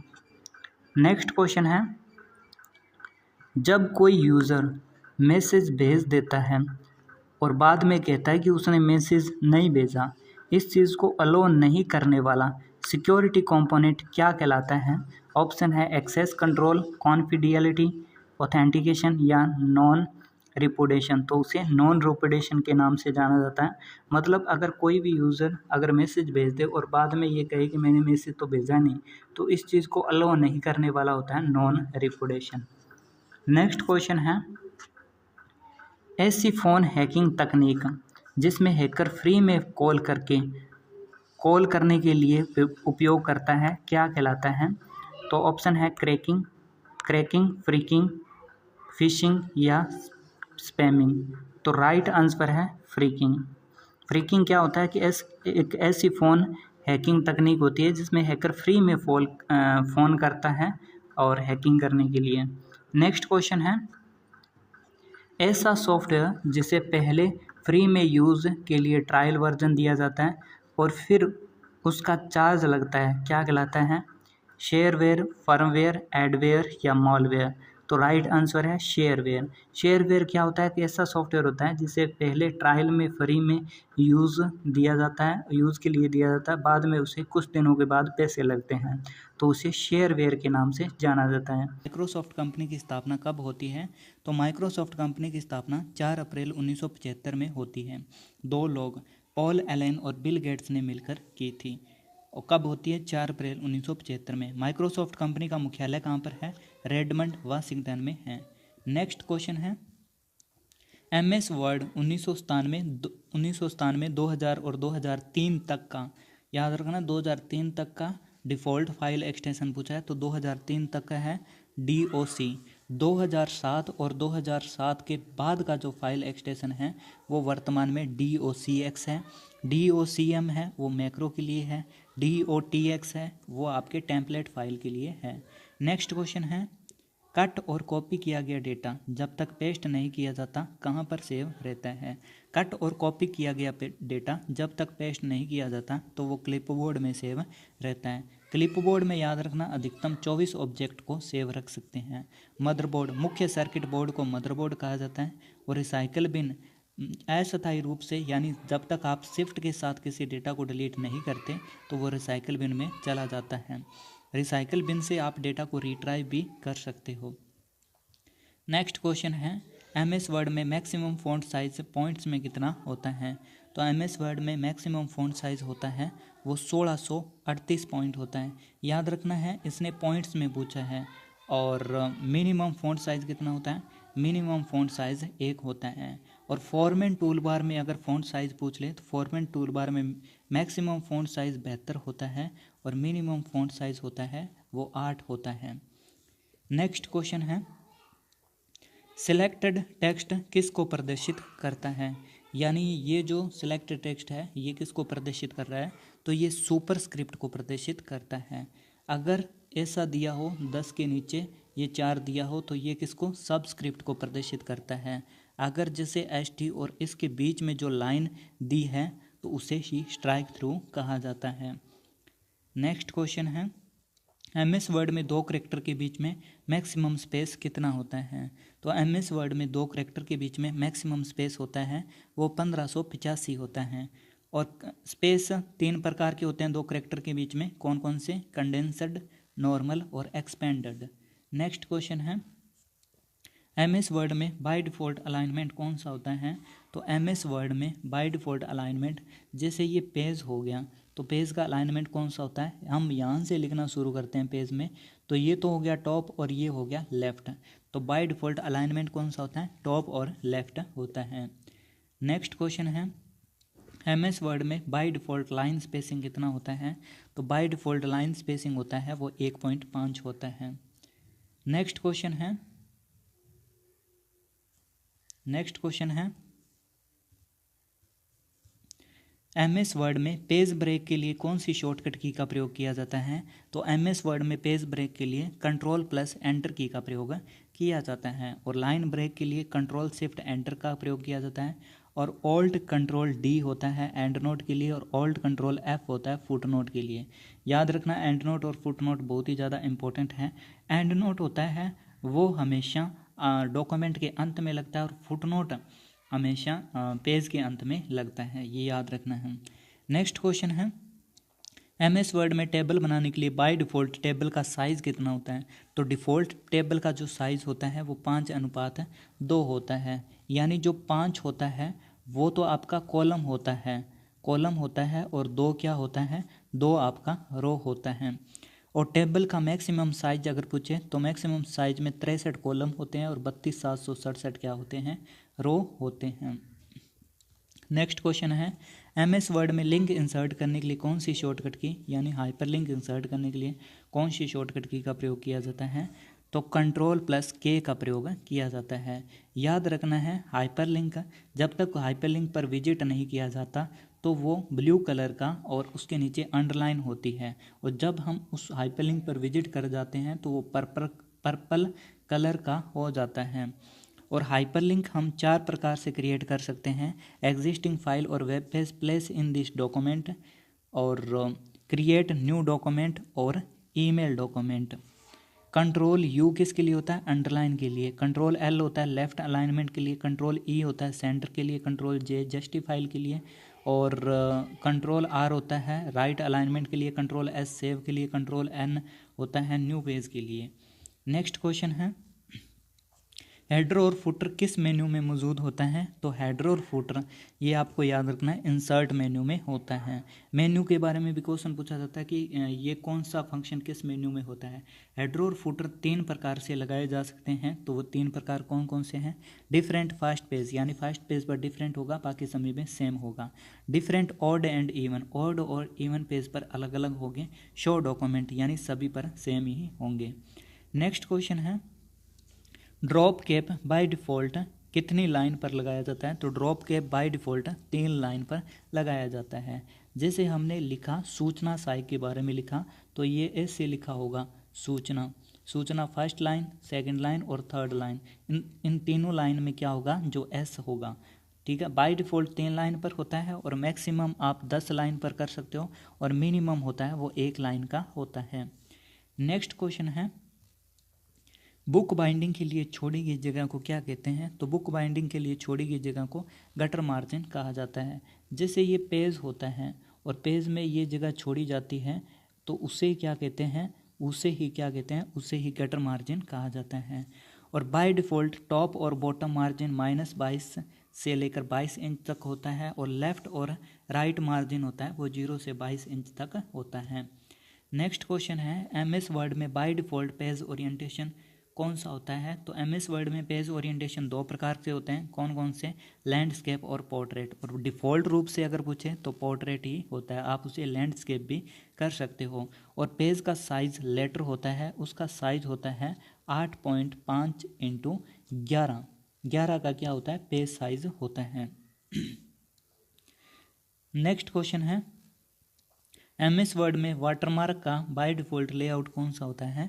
तो वाटरमार्क का बाय डिफ़ॉल्ट लेआउट होता है वो डायगोनल होता है, ये आपको याद रखना है। और टेक्स्ट कौन सा होता है? बाय डिफ़ॉल्ट टेक्स्ट होता है वो ASAP होता है और साइज़ होता है वो ऑटो होता है। कलर होता है वो ग्रे कलर का होता है। और वाटरमार्क में बाय डिफ़ॉल्ट अगर आप कोई नाम वगैरह नहीं देते तो डिफ़ॉल्ट रूप से वो क्या शो करता है? नो वाटरमार्क शो करता है, ये भी आपको याद रखना है। नेक्स्ट क्वेश्चन है MS वर्ड में फुटनोट और एंड नोट किस मेन्यू में होता है?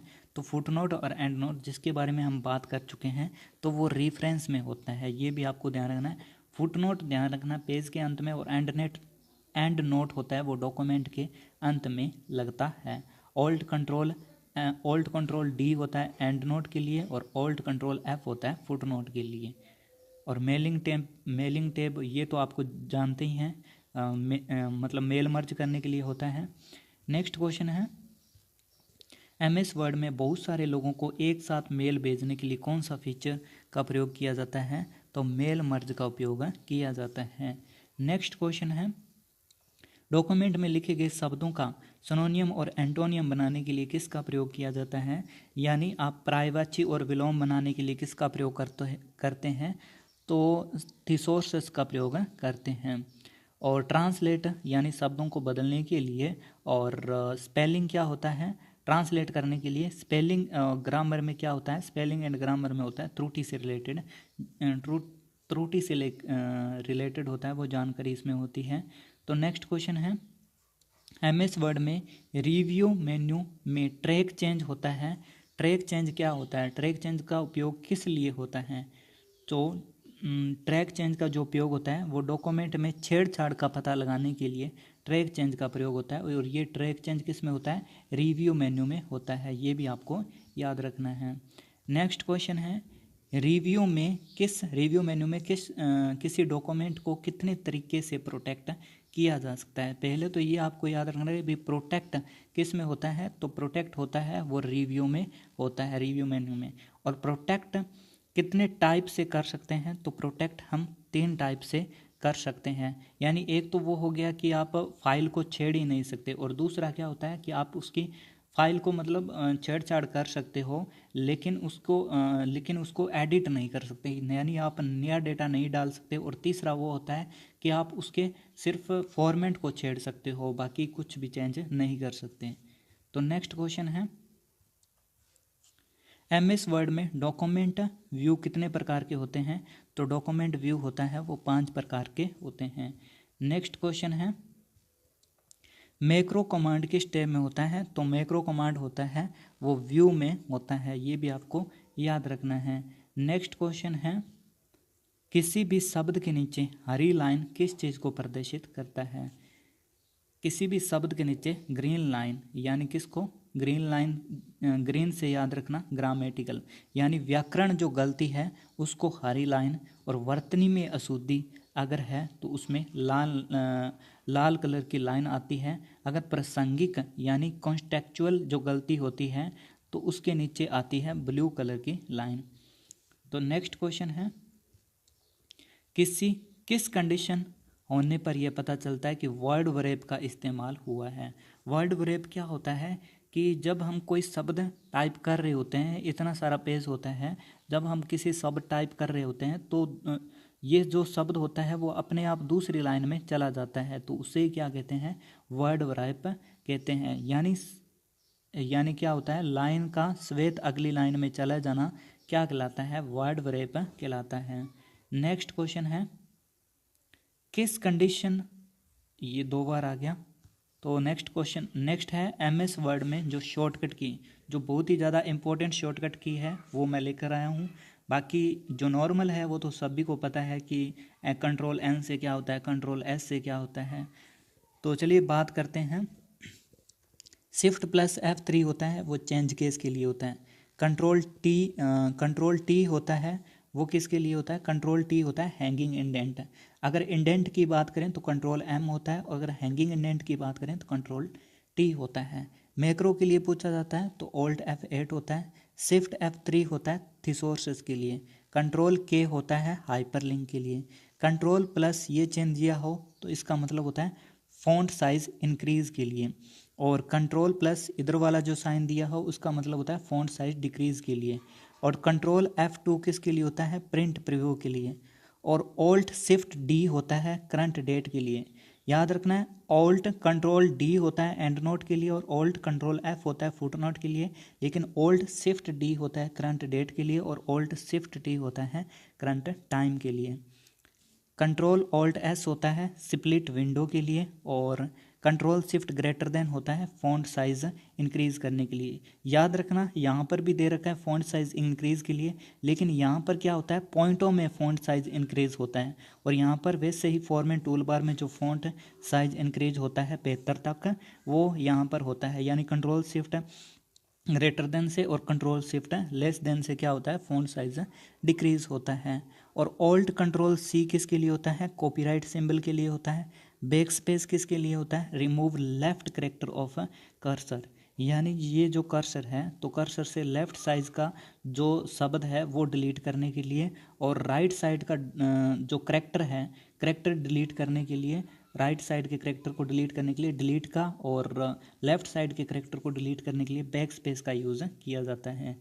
याद रखना एक कैरेक्टर की बात हो रही है, तो बैक स्पेस के लिए हो गया। और कंट्रोल अगर बैक स्पेस पूछे तो कंट्रोल बैक स्पेस से क्या होता है, लेफ्ट साइड का जो पूरा शब्द होता है, यानी पूरा जो वर्ड बना होता है 4-5 अक्षरों से, जितने भी अक्षर से, तो वो डिलीट करने के लिए। और खाली बैक स्पेस से क्या होता है, सिंगल कैरेक्टर डिलीट होता है। और Ctrl+Delete किसके लिए होता है, यानी राइट साइड से क्या होता है, राइट साइड से पूरा वर्ड डिलीट करने के लिए। कर्सर है तो कर्सर के राइट साइड से डिलीट करने के लिए।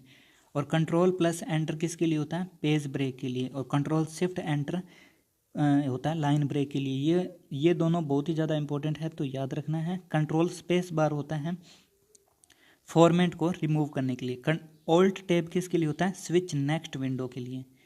Ctrl+ अगर होम आप Ctrl+ अगर होम आप मतलब होम जो आपका जो बटन होता है उसको आप अगर दबाते हो तो वो आप लाइन की शुरुआत में चले जाते हो, अगर एंड दबाते हो तो लाइन के अंत में चले जाते हो।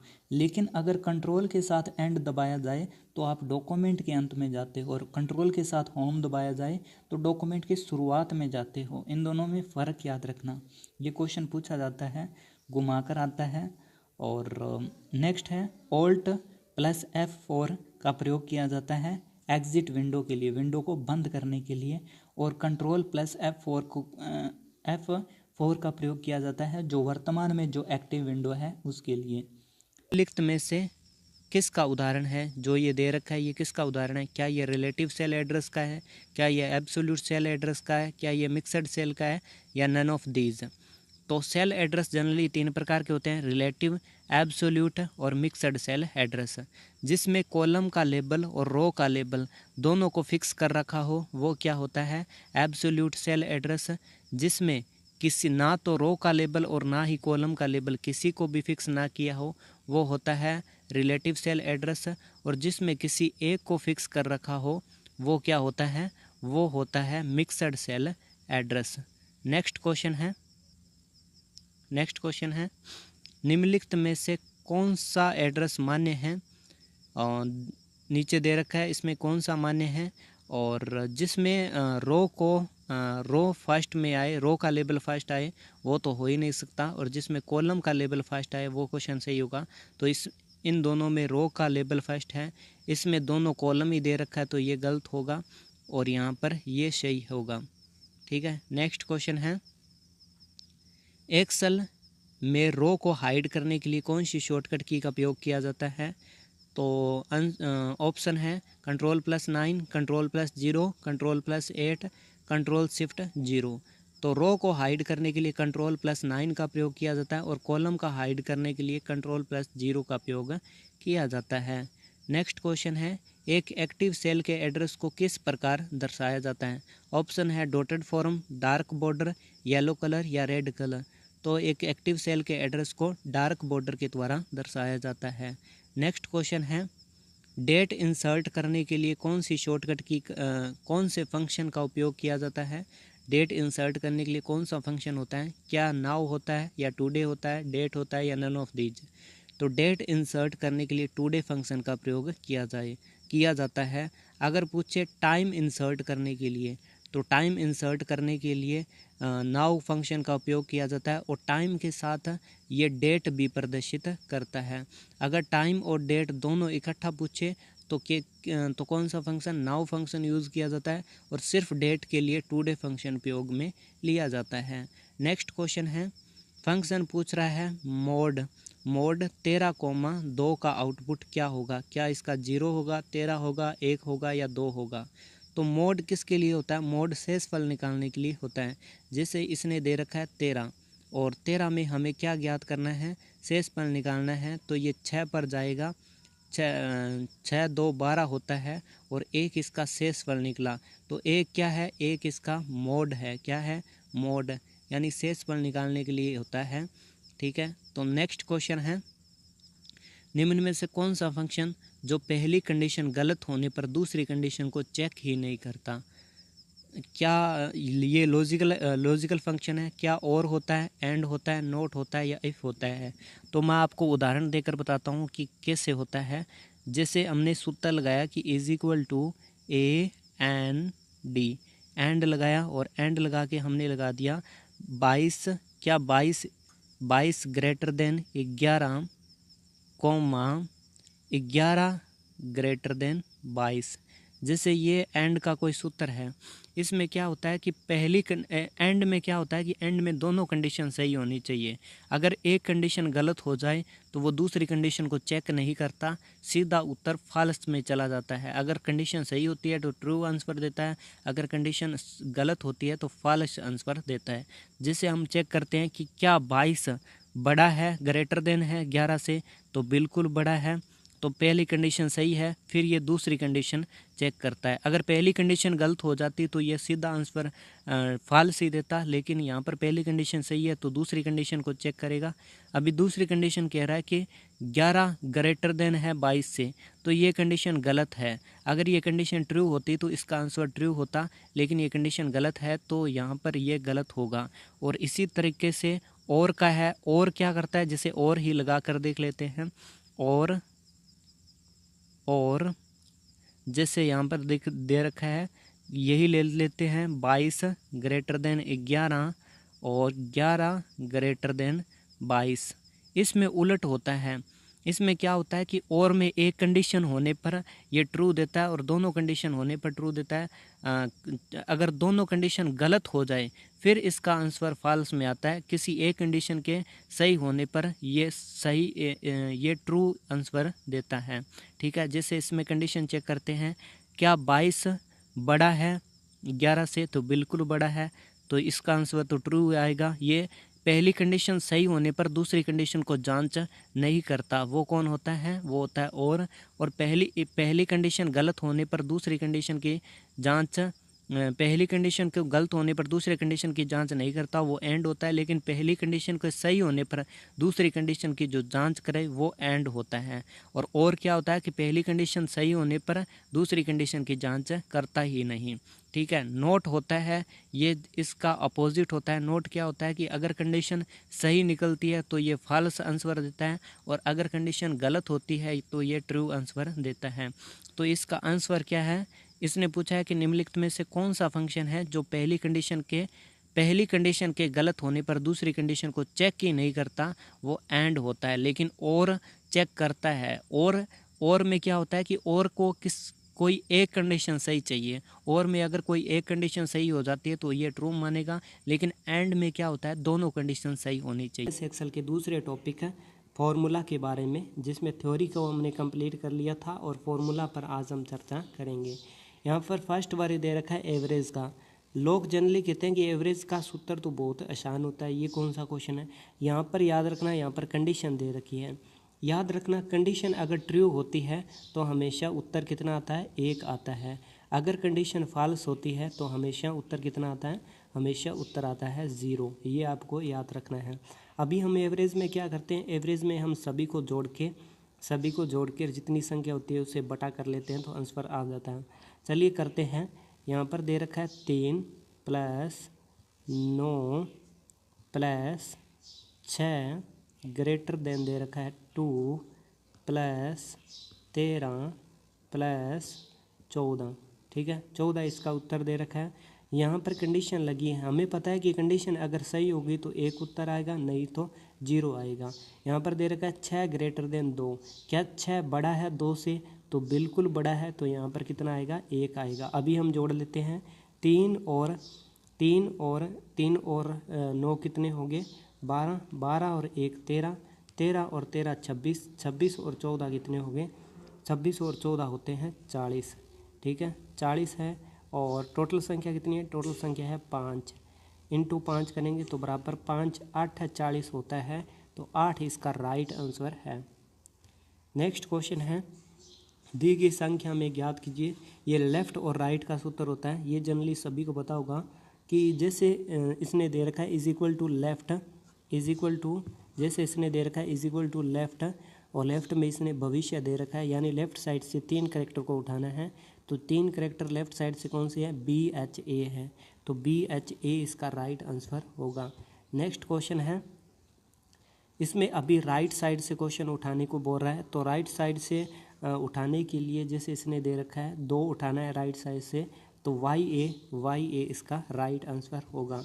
नेक्स्ट क्वेश्चन है, अभी ज्ञात करना है मिडेस्ट वाला फॉर्मूला थोड़ा सा टफ होता है, तो ये आपको याद रखना है। जैसे इसने दे रखा है इज इक्वल टू मिड और भविष्य दे रखा है, भविष्य देने के बाद यहाँ पर 3 दिया है कि कहाँ से उठाना है, यानी नंबर 3 संख्या से उठाना है, तीसरी संख्या से उठाना है, यानी A से उठाना है, और कितने कैरेक्टर उठाना है वो यहाँ पर दिया है। तो यहाँ पर 2 संख्या मेंशन करनी होती है, एक तो कहाँ से उठाना है और कितनी संख्या उठानी है। तो हमें पता है संख्या नंबर 3 से उठाना है तो A से उठाना है, और AVI क्योंकि 3 उठाना है तो AVI इसका राइट आंसर होगा। ठीक है, छोटी ABCD में होना चाहिए AVI। नेक्स्ट क्वेश्चन है, इसने दे रखा है B5 और G9 तक सेलों की संख्या ज्ञात कीजिए। सेलों की संख्या ज्ञात करने के लिए रो और कॉलम को सेपरेट करके दोनों में अंतर निकालने के बाद उनमें एक प्लस कर देते हैं, और प्लस करने के बाद रो और कॉलम को मल्टीप्लाई कर देते हैं, तो वो आंसर आ जाता है। चलिए हम बात करते हैं कैसे होता है। जैसे इसने दे रखा है कितना दे रखा है, B5 इसने दे रखा है, B5 अनुपात कितना दे रखा है, G9 दे रखा है। तो B और G में अंतर कितना है, हमें पता है G 7 होता है और B कितना होता है, B होता है 2। 7 और 2 में अंतर कितना हो गया, 5 का। 7 में 2 गए कितना आ गया, 5 आ गया। ठीक है, 5 आने के बाद हम क्या करेंगे, इसमें एक प्लस कर देंगे। ठीक है, उसके बाद हम निकालेंगे 5 और 9 में अंतर, 9 में 5 गया कितना आता है, 4। उसके बाद इसमें भी हम प्लस 1 कर देंगे तो कितना आएगा, ये आएगा 5 और ये आएगा 6। ठीक है, अभी हम इन दोनों को मल्टीप्लाई कर देते हैं। 6 × 5 इज इक्वल टू कितना होता है, 30। तो 30 इसका राइट आंसर होगा। ठीक है, कैसे करते हैं, रो और कॉलम का अंतर निकालकर प्लस 1 कर देते हैं, दोनों में प्लस 1 करने के बाद उनका मल्टीप्लाई कर देते हैं। नेक्स्ट क्वेश्चन है, ज्ञात कीजिए फ्लोर। अभी 2 होता है, एक तो होता है फ्लोर और एक होता है सीलिंग। फ्लोर क्या होता है, हमेशा नीचे वाली, जब भी मल्टीप्लाई करते हैं या डिवीज़न करते हैं तो हमेशा नीचे वाली वैल्यू लेता है ठीक है। और सीलिंग क्या होता है, हमेशा ऊपर वाली वैल्यू लेता है। इसमें क्या होता है कि एग्जैक्ट वैल्यू लेनी होती है, अगर एग्जैक्ट वैल्यू नहीं मिलती तो नीचे वाली फ्लोर में लेता है, और ऊपर वाली किस में लेता है, ऊपर वाली लेता है आपके सीलिंग में। जैसे फ्लोर दे रखा है 45 है, हमें पता है 45 को अगर 11 से डिवीज़न करते हैं तो 11 चौक 44 होता है, और या तो आता है 11 चौक 44 और या आता है 11 5 55, 2 आता है। और हमें पता है 55 बड़ी संख्या है और 44 छोटी संख्या है। 45 11 के पहाड़े में आता ही नहीं है, ठीक है। अगर 45 आता होता तो हमारा आंसर 45 होता, लेकिन 45 यहाँ पर नहीं आता, क्योंकि फ्लोर हमेशा नीचे वाली वैल्यू लेता है। तो 44 इसका राइट आंसर होगा, ठीक है। ये आपको याद रखना है। नेक्स्ट क्वेश्चन है, दी गई संख्या में सीलिंग ज्ञात कीजिए। सीलिंग हमेशा सीलिंग हमेशा ऊपर वाली वैल्यू लेता है, फ्लोर हमेशा नीचे वाली लेता है। तो हमें दे रखा है 45 प्लस बटा दे रखा है 11, ठीक है। तो बटा करेंगे 11 1 11 11 2 22 11 3 33, यानी मल्टीप्लाई करेंगे 11 3 33, 11 चौक 44 होता है और 11 5 55 होता है। हम या तो लेंगे 44 और या लेंगे 55, क्योंकि हमें पता है कि 45 तो इस पहाड़े में आता ही नहीं, या और सीलिंग हमेशा ऊपर वाली वैल्यू लेता है, इसीलिए हमें 55 ही लेना पड़ेगा। तो 55 इसका राइट आंसर है। नेक्स्ट क्वेश्चन है, अभी हम ज्ञात करते हैं इवन और ऑड।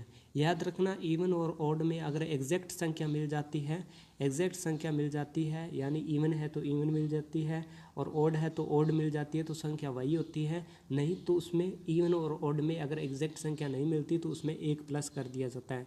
जैसे इसमें दे रखा है, ज्ञात कीजिए संख्या दे रखा है इवन में इसने दे रखा है 45। हमें पता है 45 एक ऑड संख्या है, और ऑड संख्या है तो या तो हम 46 ले सकते हैं, और या हम ले सकते हैं 44। हमें पता है कि जो इवन और ऑड होते हैं वो हमेशा अगर एग्जैक्ट संख्या नहीं मिलती तो हमेशा एक प्लस करके लेता है। तो हमेशा एक प्लस करके लेता है, तो इसमें एक प्लस करेंगे तो कितना आएगा, 46 इसका आंसर होगा।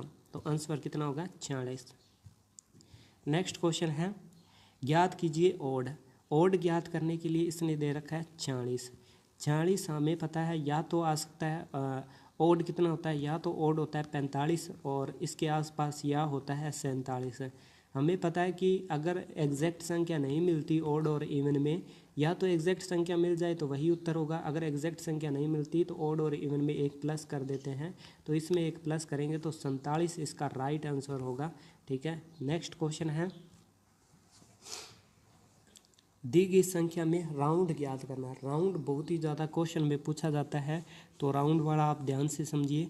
जैसे इसने दे रखा है राउंड लगा के इसने संख्या दे रखी है, कितनी संख्या दे रखी है, इसने दे रखी है 3 3 45 3.45,1 याद रखना है, अगर दिया हो कॉमा के बाद प्लस का 1, इसका मतलब होता है कि डॉट के बाद एक संख्या लेनी है, बाकी को सभी जीरो बना देते हैं। और अगर दिया है माइनस की संख्या तो डॉट से पहले जितनी संख्या यहाँ पर दी होती है उतने जीरो बना लेते हैं और बाकी संख्या को छोड़ देते हैं। ये आपको याद रखना है। तो सबसे पहले हम प्लस वाला करते हैं, उसके बाद हम राउंड अप राउंड डाउन करेंगे। तो यहाँ पर संख्या दे रखी है 3.45,1, ठीक है। तो इसे करने के लिए हम सबसे पहले लिखते हैं 3, अभी एक संख्या लेनी है, 4 लेनी है। अब 45 है, हमें तो एक संख्या लेनी है। अभी यहाँ पर या तो हम लिख सकते हैं 40 और या हम लिख सकते हैं 50, ठीक है। दो ही वैल्यू है। याद रखना है 5 के बाद वैल्यू होती है वो ऊपर वाले के पास चली जाती है, और 5 के नीचे जो वैल्यू होती है वो नीचे वाले के पास चली जाती है। तो हमें पता है कि 45 एग्जैक्ट सबसे ज़्यादा नज़दीक किसके है, सबसे ज़्यादा नज़दीक है 50 के। हम हमेशा नज़दीक वाली वैल्यू लेते हैं राउंड में। तो कितना होगा, 3:5 या 3:50 होगा, क्योंकि पॉइंट के बाद जीरो की वैल्यू नहीं होती। तो 3:5 इसका राइट आंसर है। नेक्स्ट क्वेश्चन है, इसने दे रखा है राउंड में इसने संख्या दे रखी है कितनी, राउंड में इसने संख्या दे रखी है, कितनी संख्या दे रखी है, इसने संख्या दे रखी है 45 और 45 के बाद दे रखी है 0.656,2 दे रखी है। यानी पॉइंट के बाद अगर प्लस का 2 है, इसका मतलब होता है 2 संख्या छोड़ के बाकी जितनी संख्या बनती है उसको 0 बना लो, ठीक है। तो 45.65,6, ठीक है, 2 संख्या छोड़कर बाकी जितनी बनती है उनको 0 बना लो। या तो हम लिखेंगे इसको, कितना लिख सकते हैं, या तो हम लिख सकते हैं 650 और या हम लिख सकते हैं 660, ठीक है। क्योंकि हमें पता है कि 56 सबसे ज़्यादा किसके करीब है, 656 सबसे ज़्यादा बड़े वाले के करीब है। छोटे वाले के करीब 4 तक की संख्या होती हैं, तो बड़े वाले के सबसे ज़्यादा करीब है। तो हम लेंगे 45.666। यहाँ पर दे रखा है 45.66, क्योंकि पॉइंट के बाद 0 की कोई वैल्यू होती नहीं है, तो इसका राइट आंसर होगा 45.66। नेक्स्ट क्वेश्चन है, राउंड वाला भी क्वेश्चन है, माइनस वाला क्वेश्चन। माइनस वाला किससे होता है, माइनस प्लस वाले में क्या होता है कि जितनी संख्या आपको दे रखी है उतनी संख्या छोड़कर, पॉइंट के बाद उतनी संख्या जोड़कर जितने बचते हैं उनको 0 बना लेते हैं। लेकिन माइनस वाले में क्या होता है कि माइनस वाले में होता है कि पॉइंट से पहले जितनी यहाँ पर संख्या मेंशन कर रखी है उतने 0 बना लेते हैं और बाकी संख्या छोड़ देते हैं, ठीक है। जैसे इसने दे रखा है 45 पॉइंट दे रखा है 654, माइनस का 1 दे रखा है। तो इसमें हम क्या करेंगे, इसमें हमें माइनस का 1 दे रखा है, तो माइनस का 1 जितनी संख्या यहाँ पर दे रखी है पॉइंट से पहले उतने 0 बना लेते हैं। तो हमें पता है कि हम इसने माइनस को मेंशन कर ही दिया है, तो इस वैल्यू का तो कोई फ़ायदा है ही नहीं, ठीक है। तो 45 दे रखा है, 45 दे रखा है इसने, और 45 को किस प्रकार करेंगे, 45 को या तो हम लिख सकते हैं, क्योंकि 1 को 0 बनाना है, या तो हम लिख सकते हैं 40 लिख सकते हैं, और या हम लिख सकते हैं 50, ठीक है। क्योंकि 45 सबसे ज़्यादा किसके करीब है, 45 सबसे ज़्यादा जो करीब है वो 50 के करीब है, इसलिए इसका राइट आंसर होगा वो 50 होगा। नेक्स्ट क्वेश्चन है राउंड वाला। राउंड में इसने कितने दे रखा है, राउंड में इसने दे रखा है 45,2 दे रखा है इसने, ठीक है। ये राउंड में इसने दे रखा है, और ये इसका आंसर निकालने के लिए हम क्या करेंगे कि प्लस का 2 दे रखा है, तो इसका मतलब होता है कि 2 संख्या छोड़ दो और बाकी जितनी पॉइंट के बाद 2 संख्या छोड़ दो और बाकी जितनी संख्या बचे उससे 0 बना लो। क्योंकि हमारे पास बाकी कोई संख्या है ही नहीं, 45 अनुपात 45.45 ही है, इसलिए इसका उत्तर आएगा वो 45.45 ही आएगा, ठीक है। नेक्स्ट क्वेश्चन है, ज्ञात कीजिए राउंड अप वाला क्वेश्चन है। राउंड अप में हमेशा क्या होता है कि जैसे हम कहते हैं कि 0 बनाते वक्त जो बड़ी वाली जिसके ज़्यादा करीब होती है वो संख्या लेते हैं, लेकिन इसमें क्या होता है कि राउंड हमेशा अप वाली वैल्यू लेता है। जैसे इसने दे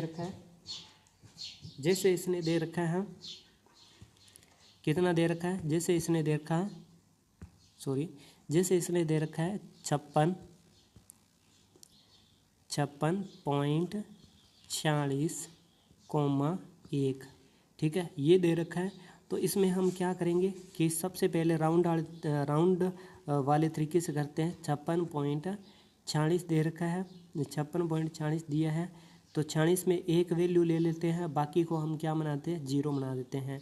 तो या तो हम 40 लिखेंगे या हम लिखेंगे 50, क्योंकि राउंड हमेशा यहाँ पर दे रखा है राउंड अप पहले हम देखते थे कि जिसके ज़्यादा करीब है उसको लेते थे, करीब तो 50 के ज़्यादा करीब है, लेकिन इसमें क्या दे रखा है, राउंड अप दे रखा है, ये हमेशा अप वाली वैल्यू ही लेगा, यानी 50 यहाँ पर आएगा, यानी 56.5 या 56.50 इसकी वैल्यू इसका आंसर होगा, क्योंकि पॉइंट के बाद 0 की अगर कोई वैल्यू नहीं होती, ठीक है। 56.5 इसका राइट आंसर होगा। नेक्स्ट क्वेश्चन है राउंड डाउन वाला क्वेश्चन है। राउंड डाउन में क्या करते हैं हम, नज़दीक वाली मतलब छोटी वाली वैल्यू लेते हैं। जैसे इसमें दे रखा है 95.456, इसमें कोमा 2 का मतलब क्या होता है कि पॉइंट के बाद जितना अक्षर दे रखा है उनको छोड़कर बाकी जितने बचते हैं उसको 0 बना लेते हैं। जैसे यहाँ पर लिखा है 95.4560, अभी 2 अक्षर छोड़ना है, बाकी इसको 0 बनाने के लिए हम लिख सकते हैं, या तो हम लिख सकते हैं 450 और या हम लिख सकते हैं 460 लिख सकते हैं। ठीक है, हमें पता है कि सबसे ज़्यादा 56 किसके करीब है, 460 के, लेकिन यहाँ पर राउंड डाउन दे रखा है, राउंड डाउन का ये क्वेश्चन है तो हमें डाउन वाली वैल्यू लेती हैं। तो 95.450 इसका राइट आंसर होगा। कितना होगा, 95.450, यहाँ पर दे नहीं रखा। ठीक है, 95.450 इसका क्या होगा, राइट आंसर, क्योंकि राउंड डाउन में हमेशा डाउन वाली वैल्यू लेते हैं, राउंड अप में हमेशा अप वाली वैल्यू लेते हैं। माइक्रोसॉफ्ट पावर पॉइंट को मुख्य तौर पर किसने बनाया? तो माइक्रोसॉफ्ट पावर पॉइंट को मुख्य तौर पर डेनिस ऑस्टिन और थॉमस रूडकिन ने बनाया। राडिया पर्लमैन को क्या कहा जाता है? इंटरनेट की माता के रूप में जाना जाता है, क्योंकि इन्होंने ट्री एल्गोरिदम का जो आविष्कार किया था। नेक्स्ट क्वेश्चन है, ट्रांजिशन इफेक्ट किस पर लागू होता है? तो ट्रांजिशन इफेक्ट हमेशा स्लाइड पर लागू होता है। ट्रांजिशन होता क्या है, जैसे कोई भी स्लाइड है, स्लाइड का प्रस्तुत होना, किस प्रकार से स्लाइड कोई प्रस्तुत होती है तो उसे ही क्या कहते हैं, उसे ही ट्रांजिशन कहते हैं। ट्रांजिशन हमेशा स्लाइड पर लागू होता है। नेक्स्ट क्वेश्चन है, स्लाइड को प्रस्तुत करने पर दिखाई देने वाला स्पेशल इफेक्ट क्या कहलाता है? यानी वही क्वेश्चन रिपीटेशन में आ गया, लेकिन भाषा इसको चेंज कर दी है। स्लाइड को जब प्रस्तुत करते हैं तो उसका जो स्पेशल इफेक्ट दिखाई देता है उसे ही ट्रांजिशन कहते हैं। एनिमेशन क्या होता है? एनिमेशन होता है स्लाइड के छोटे छोटे चित्रों या पिक्चर या किसी नेम पर जो आपको हिलता डुलता हुआ दिखाता है, उसे ही एनिमेशन कहते हैं। यानी मोशन स्टाइल में जो आपके स्लाइड पर जो पिक्चर और अन्य चित्रों को दिखाता है उसे एनिमेशन कहते हैं। ठीक है, और नेक्स्ट क्वेश्चन है, MS पावरपॉइंट 2003 तक फाइल एक्सटेंशन क्या होता था? यानी 2003 तक जो फाइल एक्सटेंशन था वो .ppt था, और वर्तमान में 2007 और 2007 के बाद का जो फाइल एक्सटेंशन है वो है PPTX। नेक्स्ट क्वेश्चन है, निम्नलिखित में से कौन सा वैध मास्टर व्यू नहीं होता? तो मास्टर व्यू जनरली 3 प्रकार के होते हैं, हैंडआउट मास्टर व्यू और स्लाइड मास्टर व्यू और नोट्स मास्टर व्यू। यानी इसका जो राइट आंसर होगा वो नन ऑफ दीज होगा, यानी तीनों ही वैध मास्टर व्यू हैं, हैंडआउट मास्टर, स्लाइड मास्टर और नोट्स मास्टर। नेक्स्ट क्वेश्चन है, नई स्लाइड जोड़ने के लिए कौन सी शॉर्टकट की का उपयोग किया जाता है? इसमें बहुत ज़्यादा कैंडिडेट कंफ्यूज होते हैं कि नई स्लाइड और नई प्रेजेंटेशन। अगर पूछे नई स्लाइड बनाने के लिए कौन सी शॉर्टकट की का प्रयोग किया जाता है, तो नई स्लाइड बनाने के लिए Ctrl+M का प्रयोग किया जाता है। लेकिन अगर पूछे नई प्रेजेंटेशन बनाने के लिए, तो नई प्रेजेंटेशन फाइल बनाने के लिए Ctrl+N का प्रयोग किया जाता है। नेक्स्ट क्वेश्चन है, वर्तमान स्लाइड को प्रस्तुत करने के लिए किस शॉर्टकट की का प्रयोग किया जाता है? तो वर्तमान स्लाइड को प्रस्तुत करने के लिए Shift F5 शॉर्टकट की का प्रयोग किया जाता है। अगर पूछे सीधा आपसे पूछे कि स्लाइड शो प्रस्तुत करने के लिए किस शॉर्टकट की का प्रयोग किया जाता है, तो F5 का, लेकिन वर्तमान स्लाइड से पूछे तो Shift F5 होता है। Shift F7 होता है थिसोर्स के लिए और Alt F8 होता है मैक्रो के लिए। नेक्स्ट क्वेश्चन है, यदि स्लाइड में केवल टेक्स्ट देखना हो तो आप किसका उपयोग करोगे? यानी स्लाइड पर सभी चित्र वगैरह पिक्चर सभी को छोड़कर सिर्फ आपको टेक्स्ट दिखाई दे, तो इसके लिए आपको कौन से फीचर का उपयोग करना चाहिए? तो आपको आउटलाइन व्यू का उपयोग करना चाहिए।